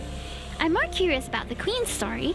I want to know what she did. There must be a reason why everyone is so reluctant to speak about her fate. What do you think happened to her? He looks at me. Stories about salvation and sacrifice follow the same pattern. Some perish, others are saved. Some continue living and others are forgotten. I suppose she didn't accomplish anything. That's why she was forgotten. Pilgrims pass us as they happily sing hymns about their yearning for light. Xavier watches the group heading towards the riverside. He suddenly speaks to me. In the beginning, her statues decorated every street. Some were dissatisfied with her conduct, but most adored her. They believed she would be the chosen one who'd lead Philos to its rebirth. She was the key Philos needed to obtain true eternity. And then? Are you asking what happened? She disappeared. Oh. No one knew where she went. For 100 years, the people thought she abandoned them. Oh. For the 100 years after that, the people slowly forgot about her. Another 100 years passed. Her portraits were burned, and her statues were destroyed. They became the stones that paved the royal capital's plaza. After the king ascended the throne, normalcy returned. Yet nothing could change this planet's fate. His tone is aloof, yet tinged with scorn. Her sacrifice was nothing more than an insignificant grain in the sands of time. You're suggesting I shouldn't let my compassion push me into becoming the chosen one? I don't want to be that kind of person, though. I don't plan on saving anyone, either. What? Do you think I'm being selfish? They're already dead. Even if someone could change everything, that person wouldn't be me. You were destined to fail as the Chosen One the moment you gave them a modicum of pity. Why do I feel as if you don't have faith in me? As we talk, several small revenants who recognize me hurriedly approach. Holding the lumen flora they picked out, they ask me to help them weave flower crowns. Xavier has an expression that showed he expected this to happen. I sigh and push away the revenants. One crown each, form a line. Aww. Wait, why am I'm crying a little bit. I guess it's the idea that Xavier is the same Xavier from back then, from when he was a knight to when he ascended the throne, and then thousands of years later when we're meeting him now. Whereas we were trapped. I don't know what happened when the queen disappeared, but it's nice that after so long we got to reunite, and I cannot imagine how lonely it must have been over the long time that he was on his own. So it makes me happy to see them have the chance to interact, and that makes me cry. Okay. When I look up again, Xavier is already walking away from the lights and chatter. The night wind rustles through the grass as his figure quickly vanishes into the darkness. He always arrives without a sound and leaves in the same manner. His thoughts are almost impossible to predict.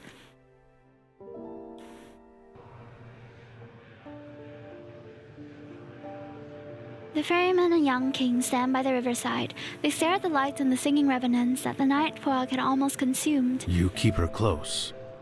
Are you afraid she'll recognize you? Or are you afraid she won't? She won't remember. It won't be long until the apocalypse arrives. After this pilgrimage ceremony, the river might grow again, and it might reach the Tree of Life. Do you want to be a witness to that? Should they find a method to return, they'll see Philos is no longer the place they imagine it to be. As the hymn reaches its climax, the boat carrying the pilgrims reach the center of the river. Amidst solitude and stillness, he turns to look at the elderly man behind him. Isn't it peaceful when there's no one to ferry? For us who desperately clung to life until the very end, being trapped here is a punishment. Yet sinners should atone for those who died unjustly. Am I mistaken? And her? What will you do when she can't continue? At long last, there is something beyond your expectations. When the time comes, I'll have already made my preparations. Seeing that he doesn't want to discuss it any further, the ferryman sighs and says nothing. Don't you owe me 6 fares now, boy? Your memory is getting worse. It's 7. Centuries have passed, yet I've never seen anyone pay your fare except for her. Where to? I won't ask for a coin this time. His boots thread across the moss, dampened with night dew. He heads towards a bustling area of lights and voices. Nowhere. I'm waiting for someone. That's an interesting interaction. It seems to suggest that Xavier is the one who determines whether they get to stay or whether they get to leave, but it also doesn't seem that way, so I'm a bit confused. Yang Salary, does Xavier want he made to get a Ko-Fi or what? Well, he hasn't paid me back for the silver coin that I paid his fare for. Are you willing to cover it for him? The revenants say that this grand ceremony is based on a ritual conducted in the past. It was how the royal family bid farewell to knights before they were sent to battle. I wonder if anyone gave Xavier flowers when he departed as a knight. I rub my sore wrist as I finish weaving the last flower crown. It's for him. It was scary. My ears perk up when he's mentioned. I walk towards the tent surrounded by revenants. What did he ask you to carve? A small wooden figurine of the Chosen One. Huh? He only gave me a gemstone from one of his buttons. He's only pretending to obey you. He'll spend every night cursing you with that wooden figurine. Will he now? That's an exaggeration, don't you think? Strange yet restless emotions stir in my heart. I look around, but I can't see him anywhere. Songs drift from the rustling forest in the distance. As the moon rises to its apex, the pilgrimage ceremony reaches its climax. The chosen pilgrims drift downwards in small boats. They sail amidst the revenants' cheers and songs. The revenants remove the floral wreaths on their wrists and toss them skyward. There's a shower of light that rains down. Did he leave me behind and return already? For some reason, this scene feels strangely familiar. It's as if there was an even more magnificent celebration in my memory. What's happening to me? Pain suddenly pulsates through my heart. The violent tremors pound against my eardrums as an unbearable force spreads from my chest to my entire body. Everything before my eyes blur like a paint on soaked paper. Oh. Your Highness? Your Highness! Tomorrow is your coronation ceremony. Starting tomorrow, you'll be the Queen of Philos. I want to know what happened to us. Before my eyes is not Cindersfell, but a magnificent grand palace. It is as white as snow and radiant. For your coronation, he asked for 20 carriages to be filled with fresh flowers. I'm telling you this in secret, so you didn't hear it from me. Thank you, Jeremiah. The children he hired lined the streets. They cheered and scattered flowers. Some stood along the roadside, others on rooftops. Is that so? In the end, the entire square turned into a sea of flowers. Did you see it? Is this my memory? Are they talking to me? Wild winds sweep through the area and toss aside the already weightless bodies of the revenants. They tightly hold their hoods as they gather around me. It's the chosen one! My lady! Excited, expectant gazes approach me. I try to step back, but these individuals move closer. What did you just call me? The chosen one!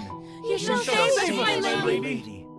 Voices assault me from all directions as countless hands grab at my dress, their expressions revealing an urgent zealotry. Do you remember what Philos was like? You met the pilgrims in Philos. I heard that... What are they talking about? Help me! Oh, great help me! What's Philos? Pilgrims? Who am I? Why can't I remember anything? My memories have been burned to a crisp. My mind is a blank slate, and I feel strangeness unlike anything I've ever known. Philos is about to meet its end. We beseech you, your majesty. As the ruler of Philos, you must ensure this planet survive. Yeah. The ether core within your heart can... Minky just toppled the entire bowl of my extra pieces from all of the kits that we fixed over the past few days. Oh my gosh, that's a lot of... I have to pick those up after stream. Ah! Slay her! Sacrifice her! The chosen one has exerted herself during the pilgrim. Oh, is that him saying that? The crowd parts. When I raise my head, I see an elderly man in white robes standing before me. I don't understand why he's smiling. Wary, I step back. Take her away. After he turns and walks elsewhere, a young acolyte immediately runs towards me. My lady, please return to the monastery with me. Wait! Please don't wander off! Again, I had lost my memories. Twice now.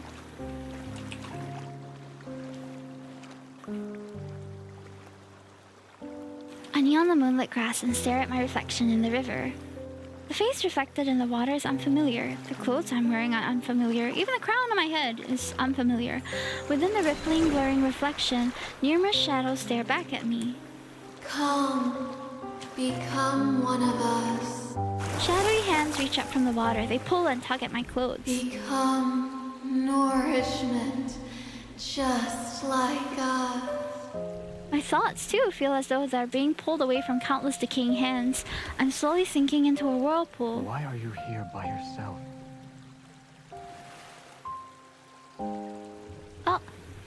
A white figure appears in the depths of the forest. In spite of the darkness, he's clothed in the soft light. Xavier? As soon as he raises his hand, I freeze. Several seconds pass before I feel a faint flutter in my throat. Why are you just staring at me? Xavier? My memories begin to stir once the first syllable of his name leaves my lips. They slowly flood my mind. This long-lost familiarity seems to transcend time and space. It compels me to run to him and hold him close. But an icy hand from the riverbed tightens its grip. I'm dragged into a bottomless darkness.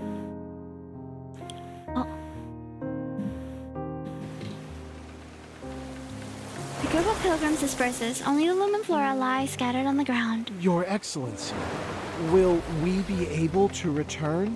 Worry not. The day... The raging gale churns the river's waters as dark clouds slowly obscure the moonlight across the horizon. In the fog, a boat carrying revenants is swept into a whirlpool. The vessels and its passengers are swallowed. They will never resurface. What? What the heck? What just happened?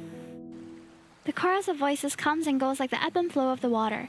It's close before suddenly becoming distant as it gradually fades into the depths of a murky consciousness. When I wake up again, I find myself lying by the riverside. My sleeves are soaked with cold water. Was I unable to remember anything before? As an outsider, my memories slowly fade away just like the revenants. Wait, Xavier! I freeze before I sit up and look around frantically. Hi Shinji, welcome in!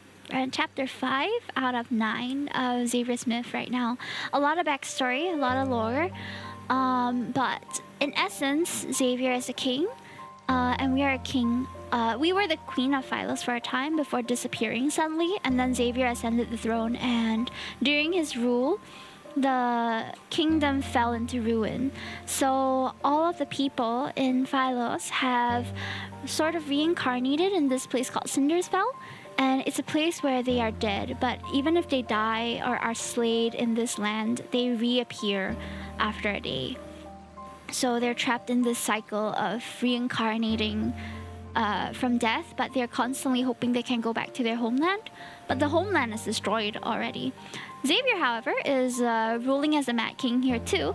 And we recently got pulled into this land too. So now we want to go back to Philos and see what it's like, and I'm not sure how Xavier's going to help us with that. No one answers. I stand and start my search. I soon spot a familiar figure in a nearby field of flowers. If anyone needs a lore check, just let me know. Oh, Xavier! I steady my breathing and stand in front of him. It seems as though he hasn't noticed me. He looks so good in this myth. Hi, Elise Arkart! Welcome in! Seemingly in deep slumber, he lies quietly amongst the flowers. Thin wisps of black mist are wrapped around his body. It's as if the resentment of countless revenants is corroding him. Oh no. His breathing is stable. His chest rises and falls with every breath. He's not injured. Is he actually sleeping? A weight is lifted from my chest. I crouch down beside him and poke the back of his hand. No response. He's always been a light sleeper. He'd sensed my presence as soon as I took a step in his direction before, but he seems to have fallen into a defenseless slumber this time. I can't help but lean toward him, to a point where I only need to look down to see his long, soft eyelashes. You're always stern when you're awake, but I'll admit you look cute when you're sleeping. The person you like, the one you want to give flowers to, wouldn't she want to see you smile? I touch the corner of his mouth and imagine what he might look like with a grin. Without realizing it, I start smiling. Did you say my name? Or was I imagining it? Xavier. Who exactly are you? Deciding to set aside these unanswerable questions, I lie down beside him and touch his hair. The strands are intertwined around my fingers and I begin tying knots, one by one, for him. Next time you give me a cold look, I'll just think of how you're letting me mess with you right now. As if hearing my words, his brows furrow slightly. Keep sleeping if you're tired. He suddenly opens his eyes. Ooh. Hello. I loosen my grip and the half-braided strands of hair escape from my hand. You. Our gazes meet in the darkness. He doesn't speak, instead opting to stare at me for a long, long time. It lasts for so long that questions appear in my mind. Is he trying to confirm something, or is he waiting for something? You're here. Yeah? I had an incredibly long dream. Is that I so? followed my teacher into battle. And then I journeyed through the starry sea. When I returned, you were gone. Oh. Is that what happened in his POV? That sucks. His voice is soft and hoarse. It still carries traces of that dreamlike days. So much happened during those 300 years in your absence. I don't even know where to begin. Oh, he sounds like it's about to cry and it's making me want to cry. I doubt you want to hear those boring details. I'd like to hear all of them, please. Do you remember our little planet? I told you about it before. The one covered in flowers? Wavy leaf sea lavenders grow better there. I brought back some seeds and hoped I could grow them for you. So the name of that flower is wavy sea lavender? My hand trembles and I feel a sharp pain. The brooch on his chest had pricked my fingertip. Oops. Back then, it was just like this. I thought my intentions were clear. Why didn't you understand them? Maybe I'm the one who's foolish. I should have been more direct from the beginning. Oh, he sounds so full of regret. It's making me want to cry. He gently holds my finger and carefully wipes away the drops of blood. When we last saw each other, you said you had feelings for someone. It doesn't matter to me yet. Why wasn't that person by your side when you were in danger? Forget him. His persistent gaze stays on me for a long time. I can only nod in response. I don't like him anymore. But I like you. Is that alright? As those words hang in the air, everything suddenly falls silent. Even the wind stops blowing. The night is still and a flower field is silent. Only the distant water of the river laps against the shore. Neither of us move and I'm trying to think of words that could break the tension. Then he shifts closer to me. His cool fingertip pressed against my jawline and our breaths intertwine. I attempt to create some distance between us. What's wrong? Am I not allowed to kiss you here? He lowers his head, his expression indiscernible. All I can feel is his cool breath against my eyelashes. Oh, of course. Why would you want to see me like this? The hand on my nape suddenly tightens his grip and he lowers his head again. Instead of retreating, he stubbornly kisses me. It feels like I'm trapped in a thick, vicious dream. I'm unable to wake up and unwilling to try. The warmth and pressure from his hand seeps into my skin. They carry an affection that borders on obsession. What? This is my dream. I'm free to do as I please. What? You're a figment of my imagination, aren't you? Even in modern day Lincoln, we always pretend that we are not of the right mind.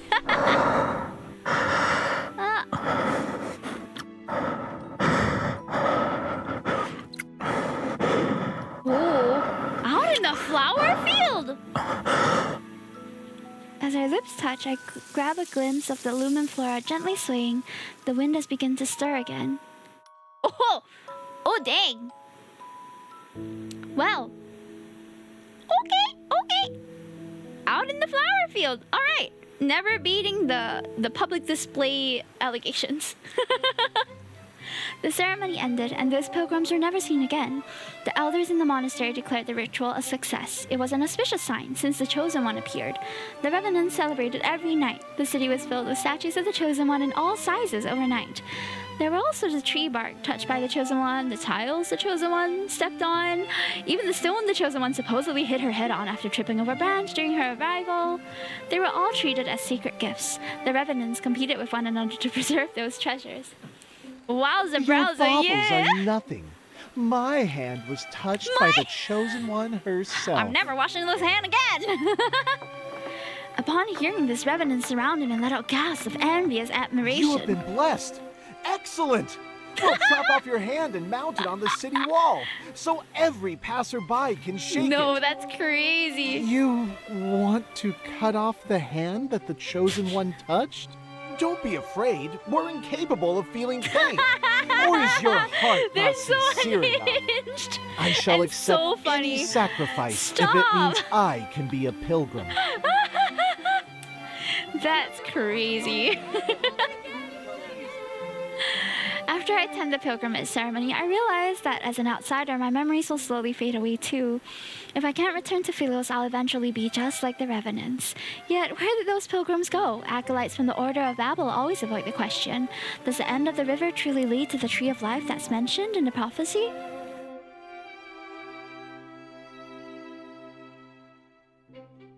Your solution is to follow in their footsteps. They say the river doesn't end. If that's the case, then what happened to those pilgrims? They didn't die, but they didn't leave either. No one has seen them since. The river silently flows as our ferry glides across the mirror like black water. A thin mist surrounds us. Minky down? Come to think of it... Oh gosh, she stepped on my iPad and skipped a couple of lines. Hold on. Come to think of it, if we're measuring how close someone is to the Chosen One, you should have been chosen for the ceremony. You ate meals by the Chosen One, held the Chosen One's hand, and even embraced the Chosen One. Hydrocat! Thank you so much for the read! Welcome in, everybody!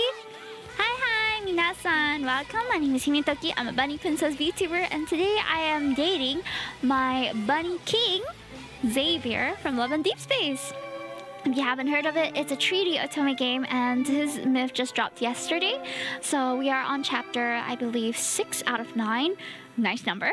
And I'm partially ready to be very, very sad at the end. It always starts like that. Even with Raphael's myth last month, it always starts quite tense because you're not really sure of each other. And then they take you through a few chapters of them falling in love with each other, right? And then they tear you apart at the end. It's a great formula. It works. Keeps me coming back for more. Love and tragedy. Either way, welcome. I hope you guys enjoy your stay. If you're heading off to have a good rest or whatever it is, have a good one. I hope you had a good stream as well. How was Euro Truck Simulator? I hope it was a fruitful, chill time. And for those of you who have TikTok, don't forget to follow me there too. I'm trying to get 600 followers on the platform, and you can see some clips from my previous Love and Deepspace streams all on there as well. So catch me there if you want snippets. But right now, we still have maybe an hour or so of story to go through. So sit back, relax. I'll try my best to narrate this in the most pleasant voice that I can muster. But I also fangirl here and there, so I hope you don't mind that. Bye-bye, kitty. Bye-bye, kitty. Hi, Zabagat. Welcome in. What's up, though? It was chill. I'm happy to hear that. Can I get a shout out? Okay, my mods are offline today, so let me just give you a shout out manually. Sit back, relax, and it's a depressing story. That's why I'm reading it on a Saturday, so that we have Sunday to recover before we go to work. And these eyes were blessed by the Chosen One's presence. Should I pluck out my eyelashes for you to count too? These lips have also kissed. Remembering what happened that day, I swallow my words. You don't want to continue? You actually don't remember anything?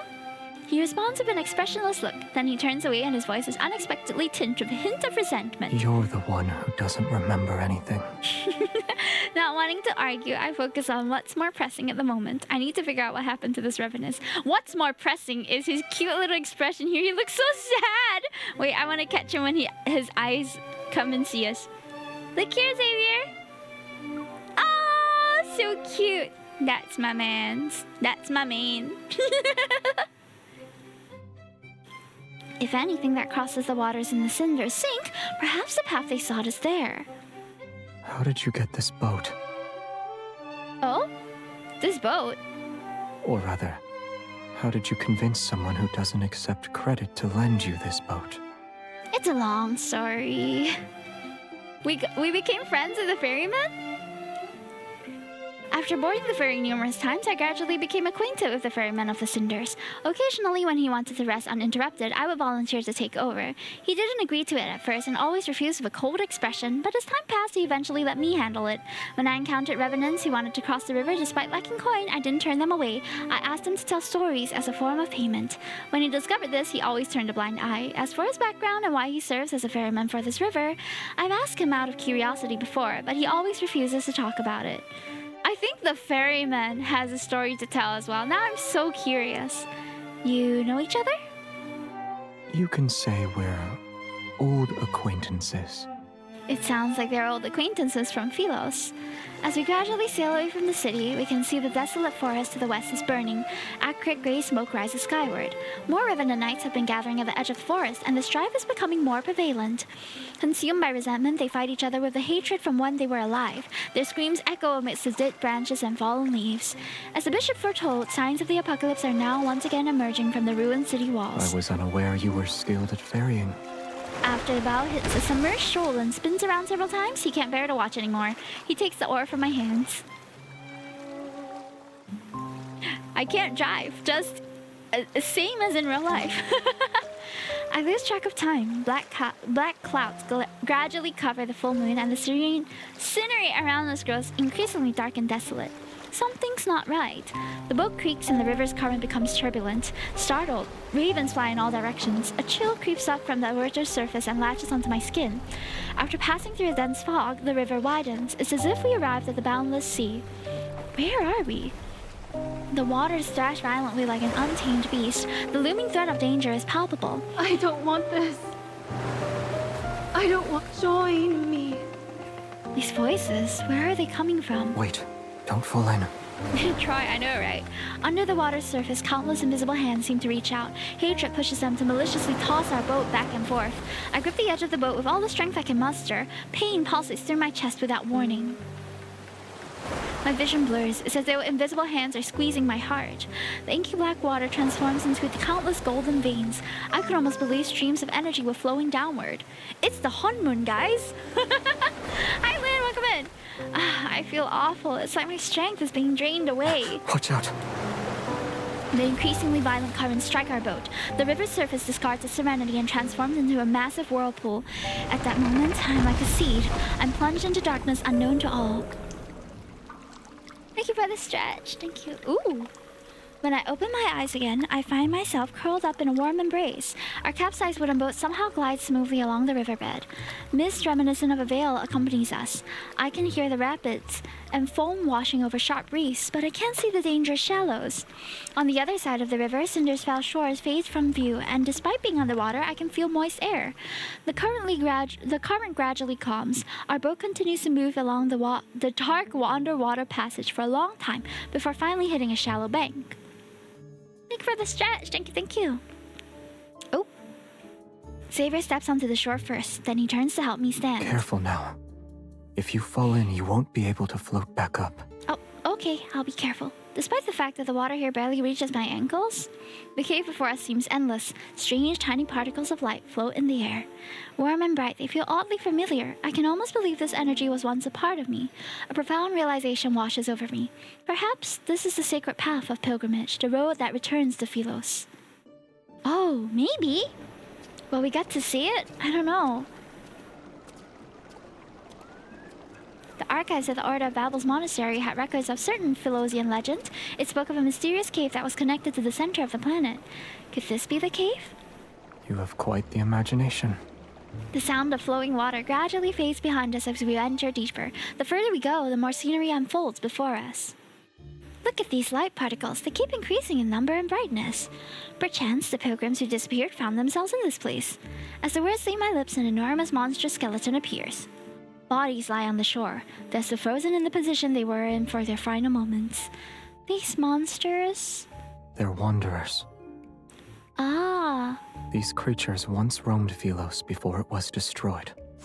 The gleam of a blade flashes and the bone-white remains dissolve into energy particles before dissipating. They were devoured by those monsters before they could escape. Oh. You know something, yet you're unwilling to share it. He remains silent before turning away. His cloak billows out behind him. If we could actually return to Philos, what will you do, aside from finding your name? I haven't thought about it yet. Is there anything you'd like me to do for you? Should I meet with someone on your behalf? No. The path split in two, and for some reason I can sense the energy emanating from deep within the cave. I take his hand and keep walking. We need to discuss a certain matter.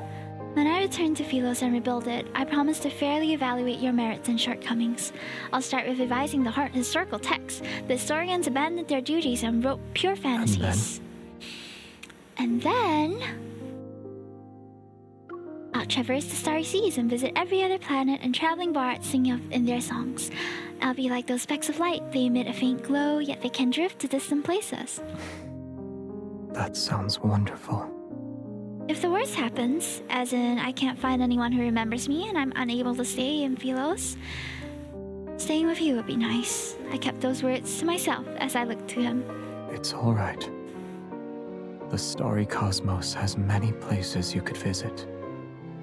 Take, for example, a beautiful little planet.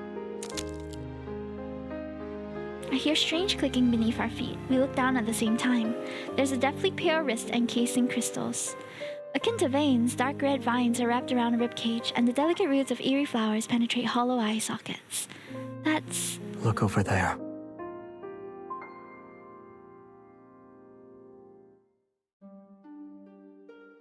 In the distance, a twisted tree looms. It isn't a real tree, but one formed by countless crystallized skeletons. They're stacked and entangled with one another. Their twisted forms are similar, for they step on those beneath them in futile attempt to reach for something else on high. Thin vines ensnare the crystallized remains. Together, they form a thick, trunk-like structure that's deeply embedded in the planet. That's... 1,000 horrified thoughts flood my mind. This is the Tree of Life. It's a tree made from corpses. I've never seen these people before, yet I recognize their clothing as garments that belong to Philos. Each and every one of their expressions are filled with despair and terror. They're like souls in the depths of hell who are seeking salvation. Were these Philosians trapped here? Why? Philos is an artificial planet. He suddenly speaks. Well, we're getting lore dropped, guys. Their pretense of eternity depends on an energy source called a protocore. Protocore? Familiarity washes over me again, and for some reason, a sadness surfaces. The planet found itself on the verge of collapse after its energy was depleted. However, the most scholarly elder in the royal capital had a solution. Hmm? The royal family discovered an uninhabited area with a chaotic protofield in Starfall Forest. It was located in the southern region of the planet. Okay. Deep within that forest is a cave. It leads directly to the heart of the planet. So long as humans were thrown into that cave, the planet's energy would never be depleted. That's crazy. Like the people who thought this system was justified, the planet possessed an insatiable greed. He looks at those crystals that can no longer be called human. They're the victims who were used as fuel. Did anyone escape and live to tell the tale? I look at Xavier, but I already know the answer in my heart. No. He starts walking again, moving past the tree as he continues forward. Those who defied orders and went to investigate disappeared after entering the cave. The number of sacrifices required inevitably increased. No one would willingly sacrifice themselves for a planet unless there was a good reason. Thus, the royal family came up with a plan to cover up their crimes. They no longer kept the sacrifices secret. They used honor to disguise it and called it a pilgrimage to maintain a false eternity. They needed to weave lies, one after another. Oh dear. Every member of the royal family had to bear the burden of perpetuating these lies. You were the one who ended it? He shakes his head. Ironically, the one who did that wasn't even remembered. Although our surroundings are quiet, I can almost hear everyone's desperate cries for help as they face death. Now you know the truth. Do you still consider Philos your homeland?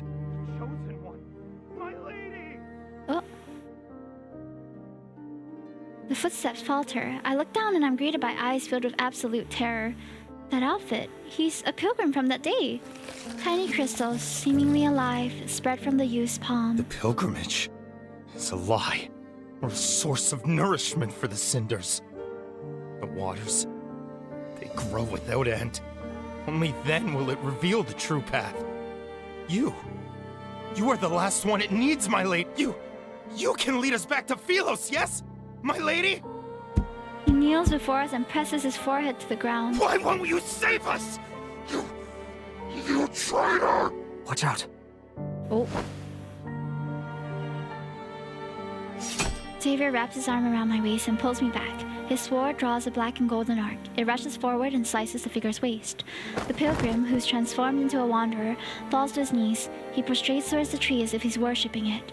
The crisis had passed and the lie behind the pilgrimage was exposed, yet I know that we can never return to Philos. So this happened while on Philos too, huh? After we return, we seemingly have an unspoken agreement to not discuss the path of the pilgrimage. All those memories of Philos are nothing more than obsessions about past illusions. Was I one of those sacrifices? And if I was necessary, then no one remembered me. Yet after learning all this, I surprisingly find myself at ease. Have you thought about your plans for the future? I'll stay here for now. Tomorrow's problems can wait until tomorrow. At least, I'm free at the moment. The small boat sways gently on the river's surface. For some reason, tonight's moonlight seems especially bright. Oh. Here. He grabs my wrist and places a small object in my hand. Is this a gift? Yes. It's a special protocore. A trinket from Philos. It may be a fragment, but you'll find a use for it. Are you sure it's not a small stone or pebble? Ah, you're trying to make me feel better. You can see it like that if you like. Oops. Alright, this shiny pebble is mine now. Although I want his flowers more, this is the first gift he's given me. I've decided to accept the rock after mulling it over. Our first gift! I lie down on the bottom of the boat and recall a similar tranquility had accompanied us on our first boat ride. Back then, I accidentally touched his reflection and saw his past. I tried again at a later date, but I failed. An impulse to try again takes a hold of me. The moon rises light, pierces the slender tree trunks, and illuminates his reflection on the water's surface. When he isn't looking, I touch his reflection in the river. Oop. Yay! Recollection time! What do you remember now? This time, I saw him standing with his back to me, surrounded by an endless sea of flowers. As darkness gradually covers the land and stars fill the sky, he places a cluster of light blue flowers before his tombstone. This is a beautiful place, and I've always wanted to bring you here. But I never had the chance. I couldn't find you, and I didn't know if you'd like the scenery here. I'm sorry. Oh, Xavier. His voice softens as his fingers slowly trace over the engraved text on the tombstone. The first queen of Philos. Her name shines quietly like the stars. Everlasting it shall never fade. The name I've long forgotten comes flooding back. The forgotten queen was me this entire time.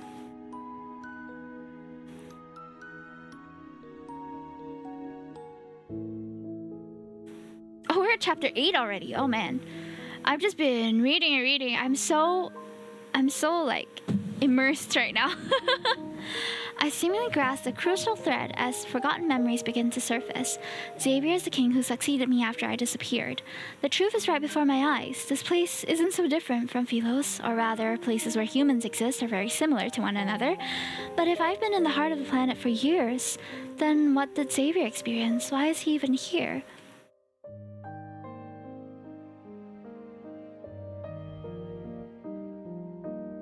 Little by little, I pieced together the truth from the forgotten tombstones scattered across Cindersfeld.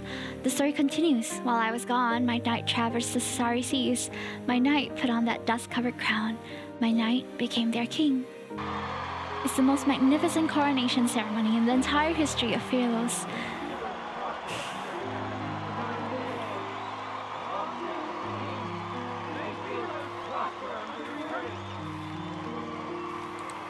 His decisions and achievements sent echoes throughout the cosmos, and during the test of time they had spread far and wide. The people gathered in the square, bathed in the sun's brilliant radiance. They danced to the rhythm of drums and wind instruments until midnight. Only when the radiant moon hung high, its light making the city walls the color of bones, did he finally leave the courtyard.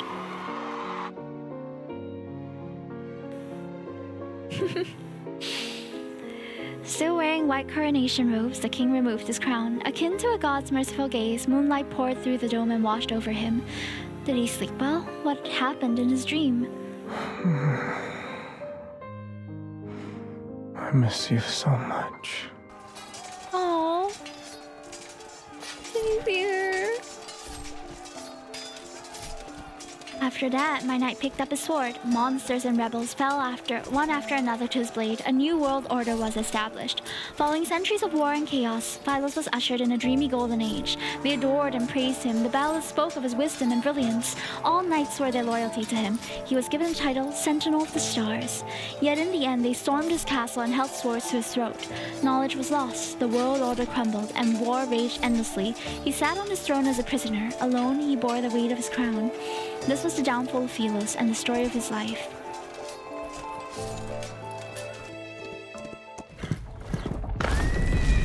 Horseshoes shatter the monastery gates for the 14th time, yet the acolytes still panic. What have you done to the river? The bishop dismisses everyone and closes the door, his ashen face displaying anger. You've discovered all our secrets. Royal blood flows through our veins. You, of all people, should... The people of Philos, whether it's in the waters of the cinders, whether it's these revenants or our... Hasn't your tongue done enough lapping? You want to kill me. The guilty must atone for their... Ooh, the tip of his sword is pressed against the bishop's throat. He steps back and looks to meet up a cold, stern gaze. Have we truly sinned? Those moronic subjects were asleep. But you woke them up and told them there were no deities to look up to, and open your eyes. The planet can die. Let it all return to naught. A world that can only survive through sacrifice should have never existed in the first place. Exactly. You can't bear to see her die again. That queen you failed to protect. What are you trying to save in the first place? The place is in ruins now. Why not we relocate or something? There are other options, you know, guys, like... Her heart nourishes those poor revenants in the river. If we throw her into the cinders before the last full moon, so many have already been sacrificed. You were the crown prince of Philos. I'll let you be the king. Oh! Haven't your tongue done enough flapping? Your tired rhetoric never changes. This time, we'll find out if it's your call or mine. If you want her to live, you know the price you must pay. Ugh. Awful, awful narrative. Why must someone die just so the planet can live? Moonlight bathes the forest in a silver-gray hue. Some windows in the distant city remains brightly lit. This is the first time he stopped to listen to the Revenant's songs ever since this false world came into existence. If there is a god out there, please hear my wish. May my death not be meaningless. Should our praise be answered, we willingly surrender our freedom to a false faith. That's crazy. That's a crazy line to sing. Damn. Night falls and the Revenant's hymns tremble with the rustling leaves. Moonlight appears dimmer compared to before. In the garden, that single wavy sea lavender remains exposed under the moon. A lot of time has passed, yet the flower still hasn't bloomed. Yes. Is it because there's no light? He nods. It needs to be somewhere with light. Is it your horse? Is your horse truly nameless? He thinks for a few seconds, and his voice is certain this time. Shadowbind. Shadowbind. I only thought of it now. It's a nice name. With a new name, Shadowbind tosses his head and neighs loudly. I try to stroke his mane. He nuzzles my palm this time. After our first horseback ride, he disappeared because he was tired. And now he's back? Do you want him to take you on another ride along the riverside? Only if you're with me. I accept his offer, and so we leave the castle. With Moonlight as our guide, Shadowbind brings us down the mountain. Horse ride! Let's go! The castle and mountains disappear behind us. Wind races through our hair and dry branches sweep past our ears. We ride past burial grounds and abandoned cities. Fireflies sparkle between blades of grass, and the frostwhite mountain paths wind beneath us under the moon. Shackles, boundaries, cities, and fate itself are left behind in this rush of wind. We race into the night as it deepens and charges towards the boundless horizon. We love the escape scene. We do. In every myth, there's a portion where they just leave all the stresses of the world and be in a world of their own. It's tried and tested formula, and it's like, yeah, let's give you a break before we break your heart. We pull Shadowbine's reins as the moon rises. We sit side by side in a field of flowers near the riverside. I tear blades of grass into pieces to drop them into the water one by one. Some sink and others are blown away by the wind. When he notices I've entangled the ends of his hair around the flower stem, he doesn't get angry. He slowly untangles it instead. A moment later, he plucks a blade of grass and tickles my cheek with it, as if to punish me. Time passes. He takes my wrist and puts a small bracelet woven with Lumenflora on it. Blooming Boba, hello! Nice to see you! We are on chapter 8 of Xavier's Myth right now. If you're avoiding spoilers, please go ahead and have a good one. Thank you so much for coming and collecting your chilling, not chatting, and bunny biscuits. It's tight. Are you afraid I'll get lost? Yes. Bye-bye! The mountain wind is cold. The stream's water and moonlight spread out to create a silvery gray glow that rests on his shoulders. Oh.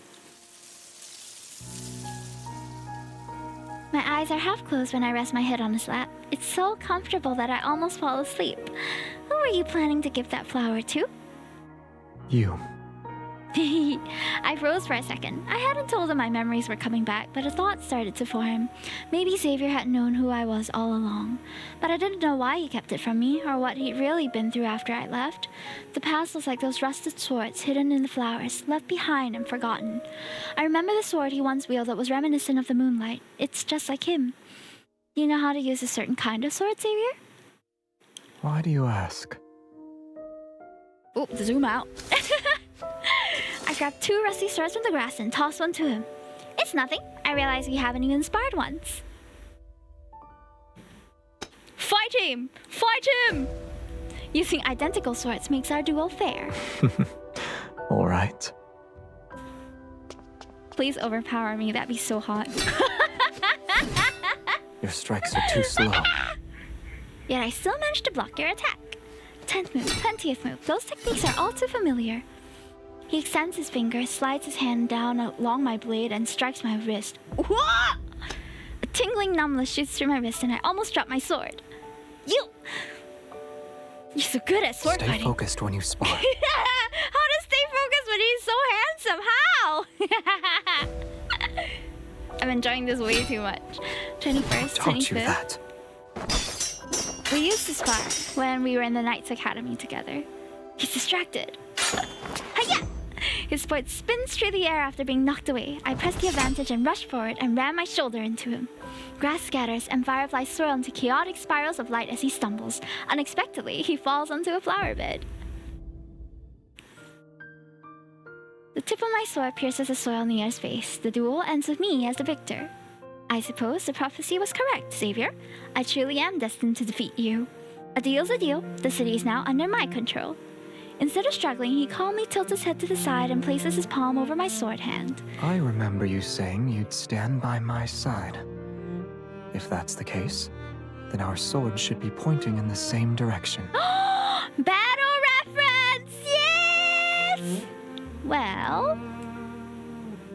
You still haven't told me who taught you that move. Dissatisfied with my evasive answer, he brings that up again. I don't know. If you've never seen it before, then I can only guess it's unrelated to you. He raises his hand and his fingertips almost touch the blade. He turns his wrist.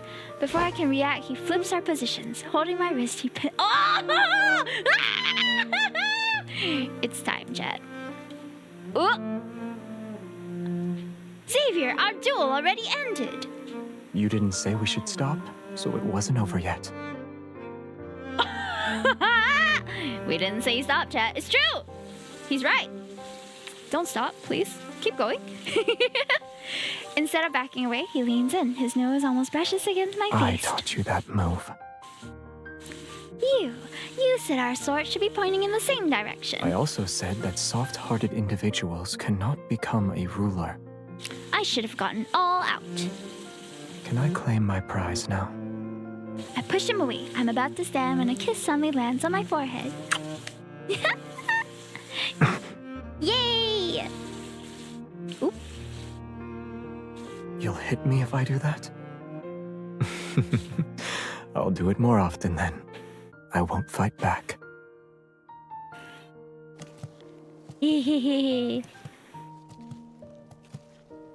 On the way back, he carried me on his back in silence, his figure seeming to hold up the entire night around us. He's willing to tell me stories about his past this time. So, how wonderful was this forgotten queen? Very. Maybe you're the only one who thinks so. Many of Philos' myths and stories exist because of her. Is that so? She issued an order that forbade anyone from entering that man-eating forest. Mm-hmm. She offended the entire Council of Elders. Sacrificing yourself is a simple matter. Bearing condemnation while walking into darkness is not. Perhaps the Mad King who's condemned by all is the person who can save Philos after all. Remembering the rumors I heard from those little revenants, I gently tapped him on the shoulder. A book said he refused every marriage proposal sent his way. Is that true? What do you think? Holding back a smile, I ran my finger through his hair. I messed it up slowly before combing my fingers through it to make it neat again. If this tree of life doesn't exist, will all of us be unable to return? I catch a glimpse of fleeting sadness in his eyes this time. If everything must fade away, then I wish I could stay in this moment forever.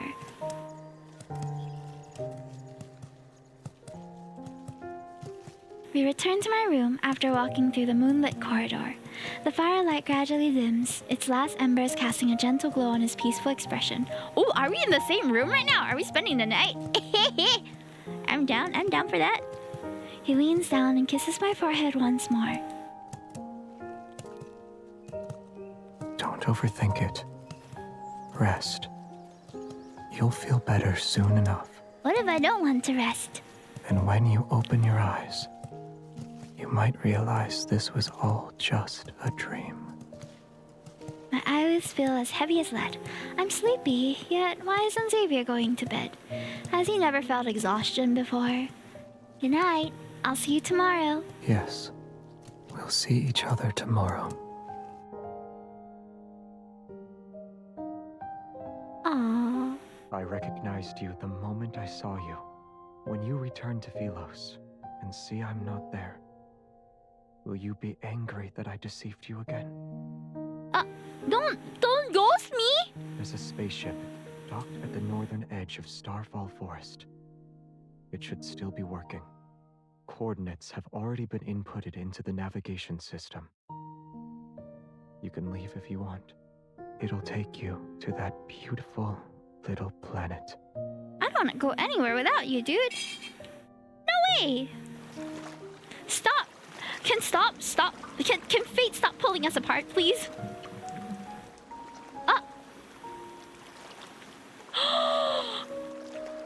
He did ghost us. What the hell? When I wake up again, I feel a boat swaying beneath me. I'm alone. No! An elderly ferryman sits at the stern. There's a dull ache in my heart and my memory is a blur. I don't know who I am or where I came from. I look around, the river, cave, rocky shores. Everything is unfamiliar to me. Where am I? Who are you? I look at the ferryman. I feel like I know him, but I can't remember who he is. Once you cross the boundary between life and death, the rest of the journey is yours to walk alone. That doesn't tell me who you are, man! For some reason, I'm clutching an oddly shaped fragment. It emits a faint glow in response to the energy flowing from my heart. The boat enters a narrow cave passage. The sound of water droplets echoes and strikes my ears. Before long, the boat gently runs aground. It rests at the shore before a hazy halo of light. Everything is immersed in the soft, gentle radiance. Motionless, I stand where I am. I cannot suppress the feeling that the one behind the light lies an invisible force. It's drawing me in. The faint sound of the wind approaches from a distance, as if it's coming from the entrance to another world.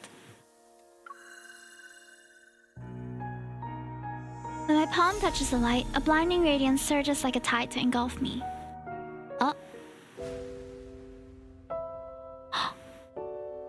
When I open my eyes again, I find myself in an unknown place. There's no sky above and no earth under me. The world floats in a sea of consciousness. The air is moist and seemingly flowing with life. I can almost believe I'm positioned at the end of a circulatory system that's making its way back around. What is that? Countless fine veins of light extend from a main trunk, their rhythmic flow resembling the breathing of a large organism. It's a beautiful, enormous tree. Go a little further ahead, and you can return to where everything began. Who are you? Our fates are similar, and yet they are different. I sensed your presence when you entered the heart of the planet.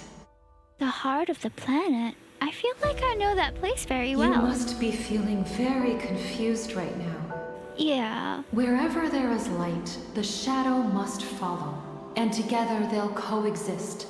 Likewise, Cindersfell is the shadow of Philos.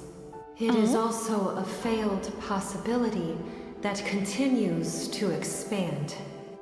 So Cindersfell is heading towards destruction too? Why am I here then? Just like how you saved Philos, you possess the power to save the city of Revenants. Old memories wash over me. I sat on the throne and waited for a long, long time, but my knight never returned to me. They told me the only way to save this planet is for me to walk into the heart of the planet. But if I willingly became nourishment for Philos, then why do I still feel pain and loneliness? Was I not prepared for the sacrifice? Was I waiting for someone to find me? But this time, I refuse to repeat the same mistake. I refuse to be Philos' salvation, and I refuse to be everyone's hope. The Chosen One is nothing more than a tool for selfish people who want to keep their immortality. Be it in Philos or the city of Revenants, it's all the same. You are correct. Philos' destruction cannot be prevented. There was once a king. When he was still a knight, he reached the same conclusion. To truly save those trapped in eternity, one must return to the correct divergence point and create new possibilities. Are you saying we could have a happy ending after all? Because if you are, I'm looking forward to it in myth number 4. I'm so done! I've cried so many tears over this game. Please give us a happy ending for once. The current Cindersfell is but a false branch. It's a tributary destined to run dry. Are you talking about going back in time? When is the correct divergence point? She lets out a soft sigh. The two of you chose different methods to save the planet. Neither was right nor wrong. But salvation should never be achieved through sacrifice. You are the most sensible tree I've ever talked to. That's what I've been saying. The path of backtracking is dangerous. Success is far from guaranteed. Ah, that's where the backtrackers were formed. Okay, I'm piecing it together now. I remember him bidding me farewell in the empty palace. His lonely figure walked away from the royal court. From that moment, the two of us and the planet we inhabited created different tributaries of fate. The ether core within you shares the same origin as this planet. The protocore will mend the fractures in this world and allow that eternal city to become a reality. Really? Before its power is depleted, it can grant you one last choice. You can return to the divergence point he created, or remain in this false Philos. This is a lot to put on the shoulders of someone who does not remember anything. Everything is in your hands. I was just saying, I need some time to think about this. Tree, can I stay here for a bit longer? Is it like a pressing, urgent decision that I have to make now? However, I must warn you. If you choose to return to the past, this world will immediately collapse. Okay. Philos' fate might find a new hope, or it will march toward irreversible destruction once more. No pressure. Even you shall become an unknown variable. Have you decided?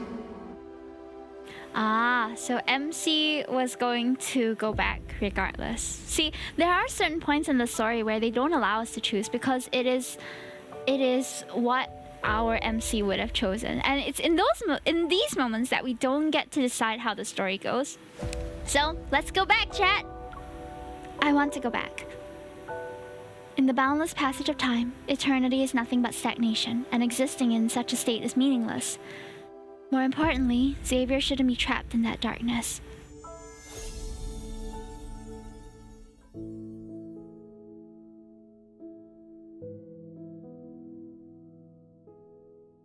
The light fades, and I feel my body becoming solid again as I return to the entrance of the cave. I come to my senses and look at my hands. They're gradually becoming transparent. Does that mean this world is collapsing? The ferryman waits silently at the cave entrance. Only when he sees me emerge does he smile. Go. You've made your decision, and I'm certain it's the best one. Teacher?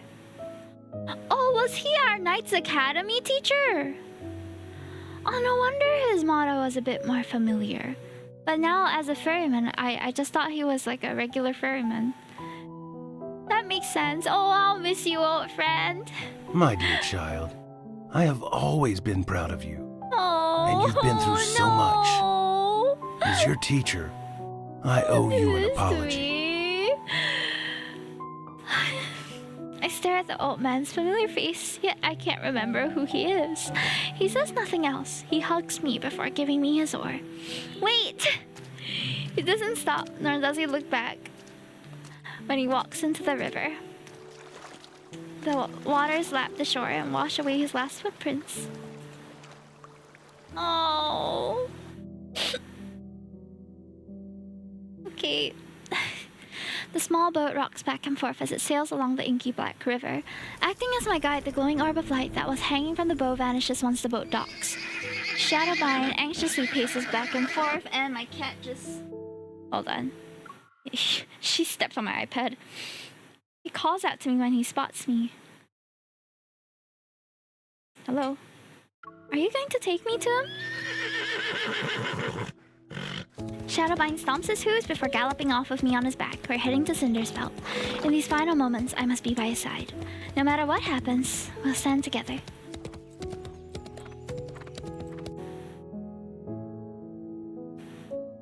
Oh, this world is gonna collapse. It's time to say goodbye, chat.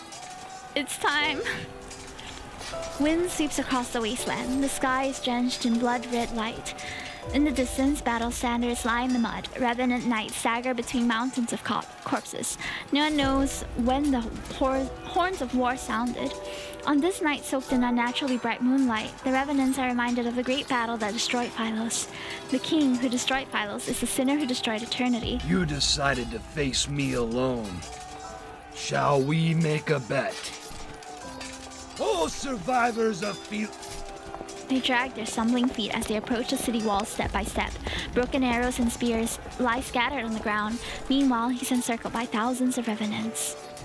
Countless spears are thrust toward him. Countless blades slash him. The revenants have been consumed by their hatred and despair for too long. They needed a living sacrifice to pay the debt they owed to the dead.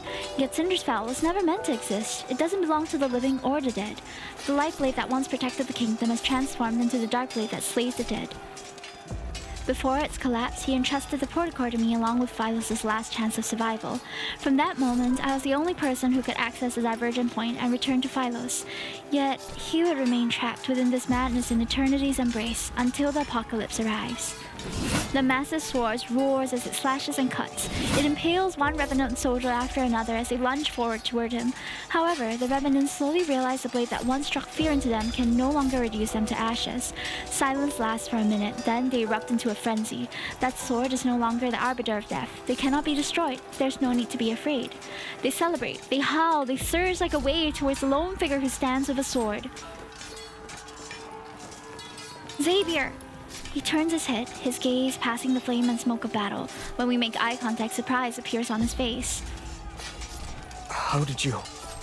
Why did you think I'd go somewhere without you? I spur Shadowbine through the Revenant horde. Without any hesitation, I charge toward him. As our paths intersect, I lean down and grab his wrist. I pull him up behind me in one swift motion. Oh. Whoa. I'm the one holding his hand this time. As our powers resonate, light swiftly coalesces and forms into a blade. Streams of light wind along the back of the blade. Power surges and boils between our palms. Before the revenants can lunge towards us, I grab his hand. Together, we raise the sword once more. The two swords of the stars were always meant to point in the same direction.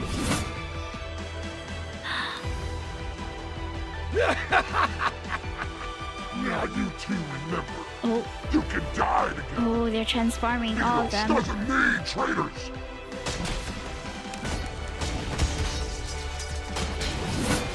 The great sword delivers a mighty slash. The wind howls and the very fabric of reality shifts. Amidst violent tremors, a rift sweeps open in the sky. Countless golden rays rain down and slice the dark clouds like sharpened blades. Philos' apocalypse shall descend at long last. The light. It's the light. It's the sun. We've returned to Philos, our salvation! Oh. The sunlight is akin to a torrential downpour after a long drought. Delirious with joy, the revenants raise their hands and race towards a small hill formed by piles of armor. They're desperate to be the first one to touch the light. Yet, it's so dazzling and brilliant that it's almost impossible to look at. The revenants are forced to close their eyes. The black armor covering their bodies starts to crack. It happens once, but then there's another crack and a third. Crystals rapidly spread across the skin that's touched by the light. They raise their shoulders, chest, and arms. Oh no. They're all turning into... It burns! Oh. Monster! No! Is this the price they have to pay? Their fate that's forged from lies, a pilgrimage built upon flesh and blood. All of it leads to an even more absurd death. The overwhelming flood of light knocks them down and breaks them. In the distance, atop a pile of armor, a lone figure remains. He sways as if he's about to fall, yet he struggles to stay upright. The eternity of Philos! It cannot! It cannot! That body, which channeled the power of countless revenants, is like an arrow at the end of his flight. However, it stubbornly maintains a massive spectral form. In his despair, he turns only to see a light blade tear through the heavens. It rushes toward him with an overwhelming force. Light blades devour heaven and earth. Time seems to freeze in this moment. Then, there's silence. Shadowbind, who's beneath me, vanishes.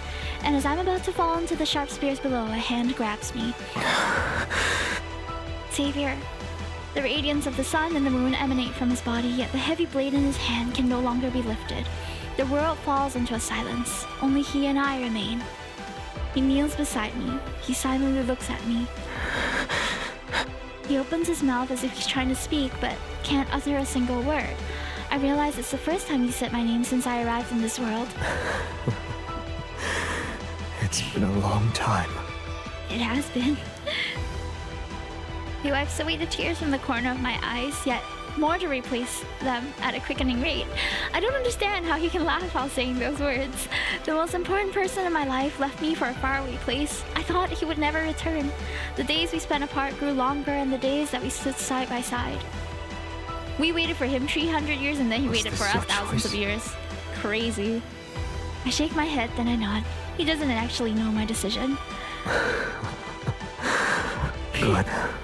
The choice you made must be the best one. Hey, someone said the same thing earlier. Bloom and flora petals mingle with the ashes and float into the sky dyed by twilight. Our story is coming to an end. Oh.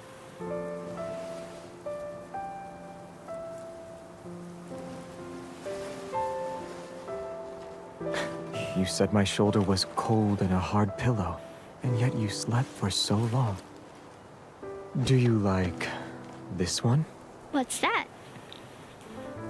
I do like it, but... On guard! Hiya! You have a unique way of showing affection. I'm just testing how it feels in the moment.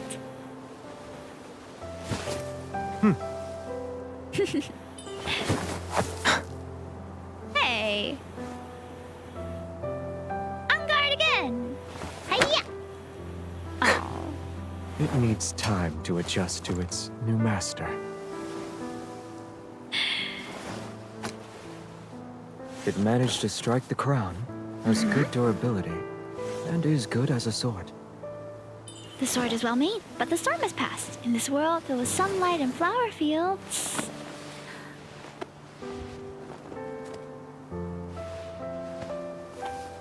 We don't need it. Yeah. Looks like you've been enchanted. Mm-hmm.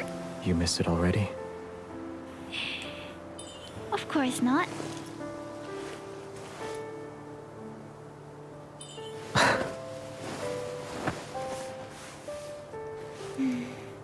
My hand would look weird if it's not holding a sword. But now, you gave me the best answer. Wow. Hmm? It looks like a little bird's tail. Sunlight and flowers are too peaceful. We could use a lively friend. If we only have one bird, it might fly away. After being too energetic.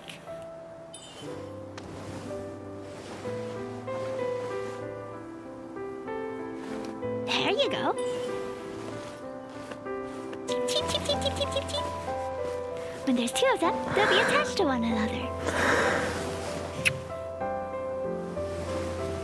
Once they're used to caring for each other, they'll never be apart.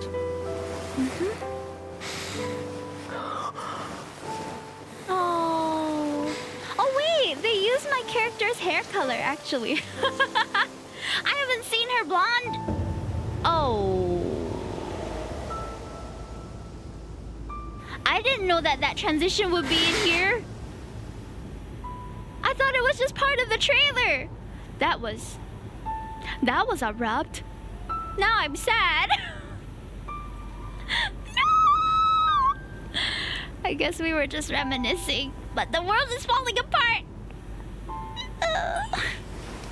Oh. Oh, we still have the flowers. Your face is so cold. The sun is coming out.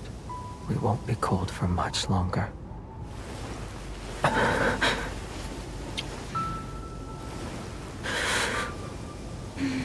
We'll always be together. Oh no!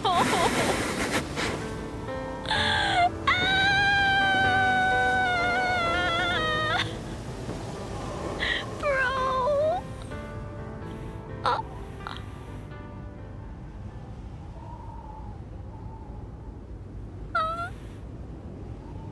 Is that the end? Oh my god.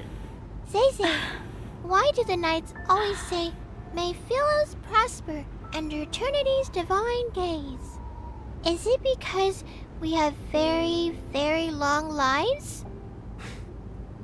In Philos' oldest historical records, eternity doesn't refer to one's lifespan, but rather the stories of humanity. These tales are told by both the living and the dead. The living gather the embers left by those who have passed away. The footsteps of the dead echo in the dust. Their stories shall be recited by poets and told by travelers around a campfire. When their names are spoken once more, only then will their unfulfilled ambitions, unexpressed love, and unsolved mysteries transform into stories that are passed down for generations. And to endure the test of time can be seen as a divine miracle. Eternity has always been about stories that can immortalize humanity's joys and sorrows. I see. As soon as I let go of his hand, the world is released from some kind of constraint. Everything begins to move backward. My consciousness is plunged once more into a familiar darkness, but a beam of warm light gently lifts my body. In the rapidly flowing river of time, I witness many miracles I've never seen before. A tree learns to stand again from the scorched earth. A bird breaks free from the mud and takes flight.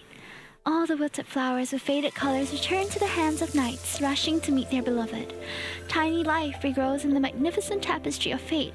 Time radiates outwards with countless pathways leading back to the past, until everything slows down once more. At the very last moment, I hear a gentle voice speak. Thank you. for choosing him.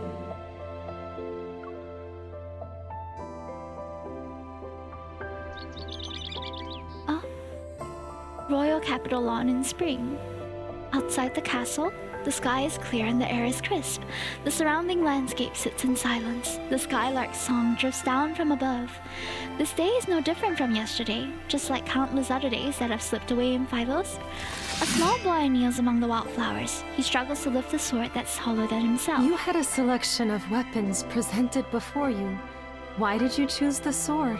It suits me. Young Xavier's voice! He sounds like such a brat. I love it. Philos' royal family had always upheld the tradition of holding marital prowess. Martial prowess, sorry, marital prowess.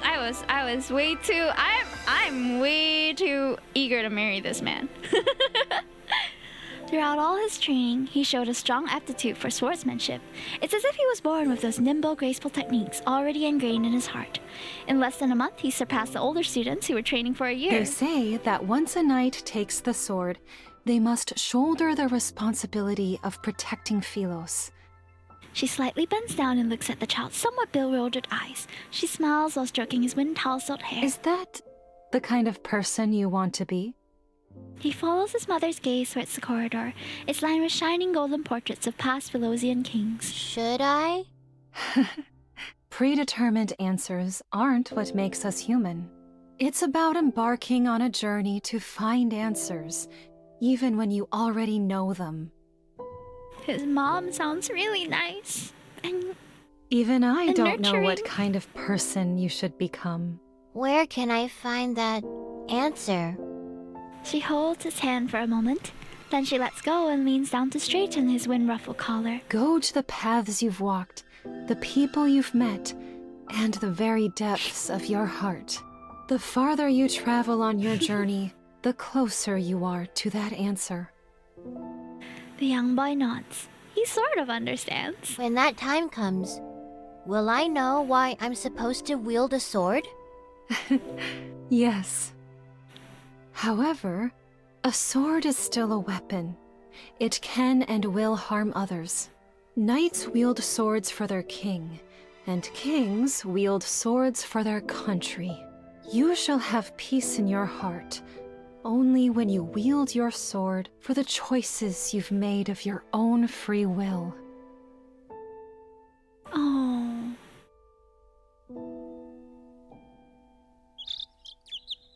Oh. Royal Capital outskirts. Summer. A field trip to a nearby star system? Who came up with that excuse? He did. I did. All of us did. All of I us don't did. sense a hint of remorse from any of you. Face the wall and reflect on your actions. Oh, these boys. Xavier, come here. Yes, sir. Was Traceback 1 your idea? That's when they became the backtrackers, right? And that's why Yes. he couldn't come back to Queen MC on time before she disappeared. He did eventually come back, just not in time to see her again, which The makes it so backtrackers sad. and the secret base under the library were also your doing. Yes. I must have committed terrible sins in my past life. How else could I have ended up teaching self-righteous fools like you? Wanderers have gnawed this planet inside out. It's not your turn yet. Shut your mouth. Isaiah. What he's become is regrettable. But I'm glad Stubborn Jeremiah is still fool. on our side. A kingdom will not capitulate to anyone, not even its crown prince. You will be abandoned by the royal family the moment you turn your back on them. I know what I need to do. I guess Xavier thinks he's some kind of savior. This has nothing to do with you. You're jealous he's the crown prince while you're nothing but a forgotten hooligan from a branch that... Oh my god, they're beefing. They're beefing in this bro group. Oh, I see. Is it because you lost to him today? Matters involving the royal family do not concern you, peasant. You have no Excuse right me? to criticize us. Oh, poor Jeremiah. Why the teacher kinda... Bread? All of you are so... Can you put the arguments aside for Soren. once? Oh, yes, Or am Soren I was the the only one. one who actually wants to embark on this voyage? Oh wait, Isaiah. was his rival that has gone a bit insane. Soren is the one that became a researcher in the previous chapters, right? I'm mixing up his friends. I'm sorry. I'm not a very good girlfriend. Nearby, their friends look down with a smile and records the umpteen quarrel among the backtrackers in the Knight's Handbook. Even when they first settled on the name, they were almost ready to brawl because they thought it wasn't catchy enough. Xavier looks into the distance. His thoughts drift to the spaces between the leaves where a small bird is singing high above the branches. He feels as if the river of time that endlessly flows has come to a standstill. The chirping birds, the drifting clouds, and the wind gently rustling treetops seemingly freeze. He turns around and gazes at the green fields at the foot of the distant mountains. For some unknown reason, he thinks he hears someone calling his name. Yet under the dappled light shifting through the leaves, there's only one fruit that had fallen. That brat hits too hard. Oh, I almost forgot. I won't tell her about the backtracking. Don't worry. What happens between us doesn't involve you. You... This is what I get for Did you just call me a brat? Excuse me. I mean, I am, but you don't have to call me out like that. There's so many layers to this. Silvercord, Autumn. It's time to go. While I was resting in Silvercord, I heard them singing stories about you. You always worry that you aren't doing enough. You always will be. Oh. Oh, we were already on the throne, and now he's our knight. What happens next? Philos, outer space in the east. Traceback 2 is preparing for launch. Stars sweep past the windows one by one. During a long voyage, most interstellar travelers choose not to enter slip-in pods. Only one does not. Although there are countless moments of lightning streaking across stardust, he sits alone in the cockpit. His thoughts are indiscernible. When passing a beautiful A-star cluster, he doesn't look back. When passing a star that's about to be born, he doesn't look back. When pausing the floating, faintly glowing dust in the cosmos, he still doesn't look back. The spacecraft finally passes through the long, seemingly endless deep space tunnel that's akin to a river that flows forever. It carries him to an unknown destination. But in the universe where time still has an end, he must have gone to where I am. Okay. Well, you bump into a sleeping Xavier. What's this? Oh wow, it's an ornament.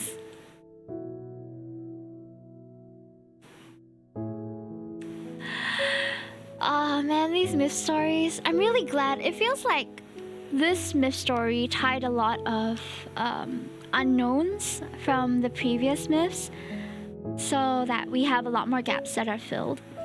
I honestly don't know what happened, if there's going to be a fourth myth, or if there even is going to be a fourth myth eventually, you know?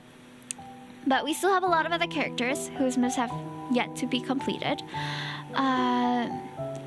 I'm still processing some of this, but I'm glad that in this story there's still hope. Although the King Xavier from the land of Cindersfell is no longer around, but in the expanse, it's like... So Cindersfell is what happened in the future after Philos' collapse. And then I'm assuming this was one of the first branches of what happened after Philos fell. And then we decided to try and change what happens to it, right? So we go back through the Tree of Life back to Philos before it went or collapsed. But then we discover that Xavier has already tried to take a different path across. The overlaps is hard to like wrap my head around, but I have a idea how it all ties together, which is nice. This was really good. Thank you guys so much for joining for this myth story playthrough. I hope you enjoyed it. You just reached home? Oh, were you out today? You missed a lot. Oh man, yeah. A lot is an understatement, honestly. My only important part.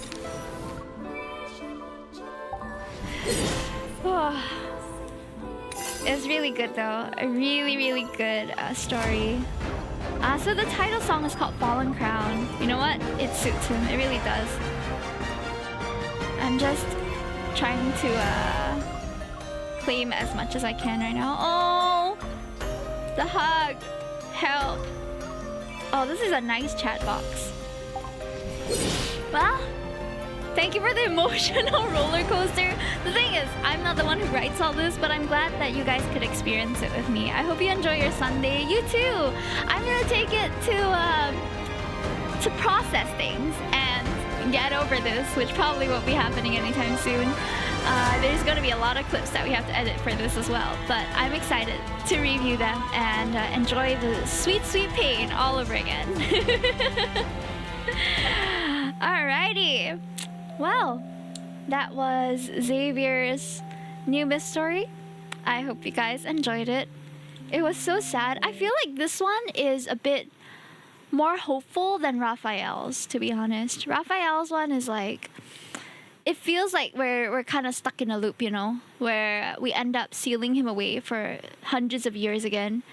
But this one feels like, oh, we managed to go back in time.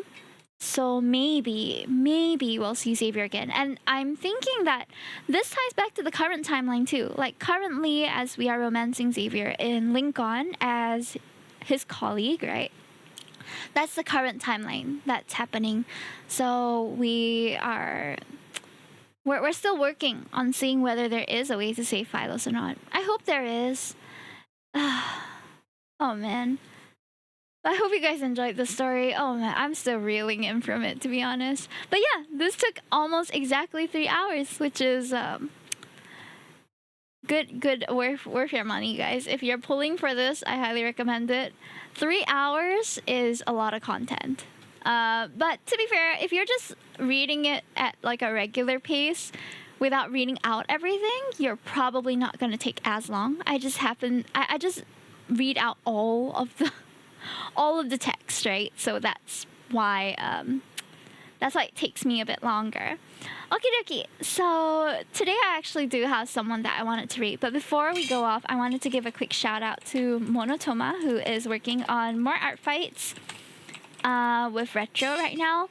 But we've rated them a couple times already. So today we're going to be rating Catateer, which is my group mate. She is an Orange Cat VTuber, and she is streaming for charity tonight for the Immune Deficiency Foundation. So go and support her. She is doing some art and fun for the Mighty Mouse event, which is to raise money for the IDF. So go support the cause. I think those of you who are active in the VTuber space will know that some crazy things have gone down lately. Crazy and unfortunate and disappointing things. So the glimmer of hope is that I think a lot of good things have come out from this coming to light as well. And I really, really hope that things get better for the people who are affected. And I'm so amazed by the power of the community that was activated to re-raise the funds that were lost from V Shoujo's mishandling of the charity funds. I can only hope that moving forward, there will be more trustworthy agencies to come up, but it's really hard, you know. I think money blinds a lot of people, and yeah, it was a very, very disappointing piece of news and a huge hit on the VTuber community as a whole. For now, I'm gonna be remaining indie. I mean, I'm with a group, but we're not officially corporate.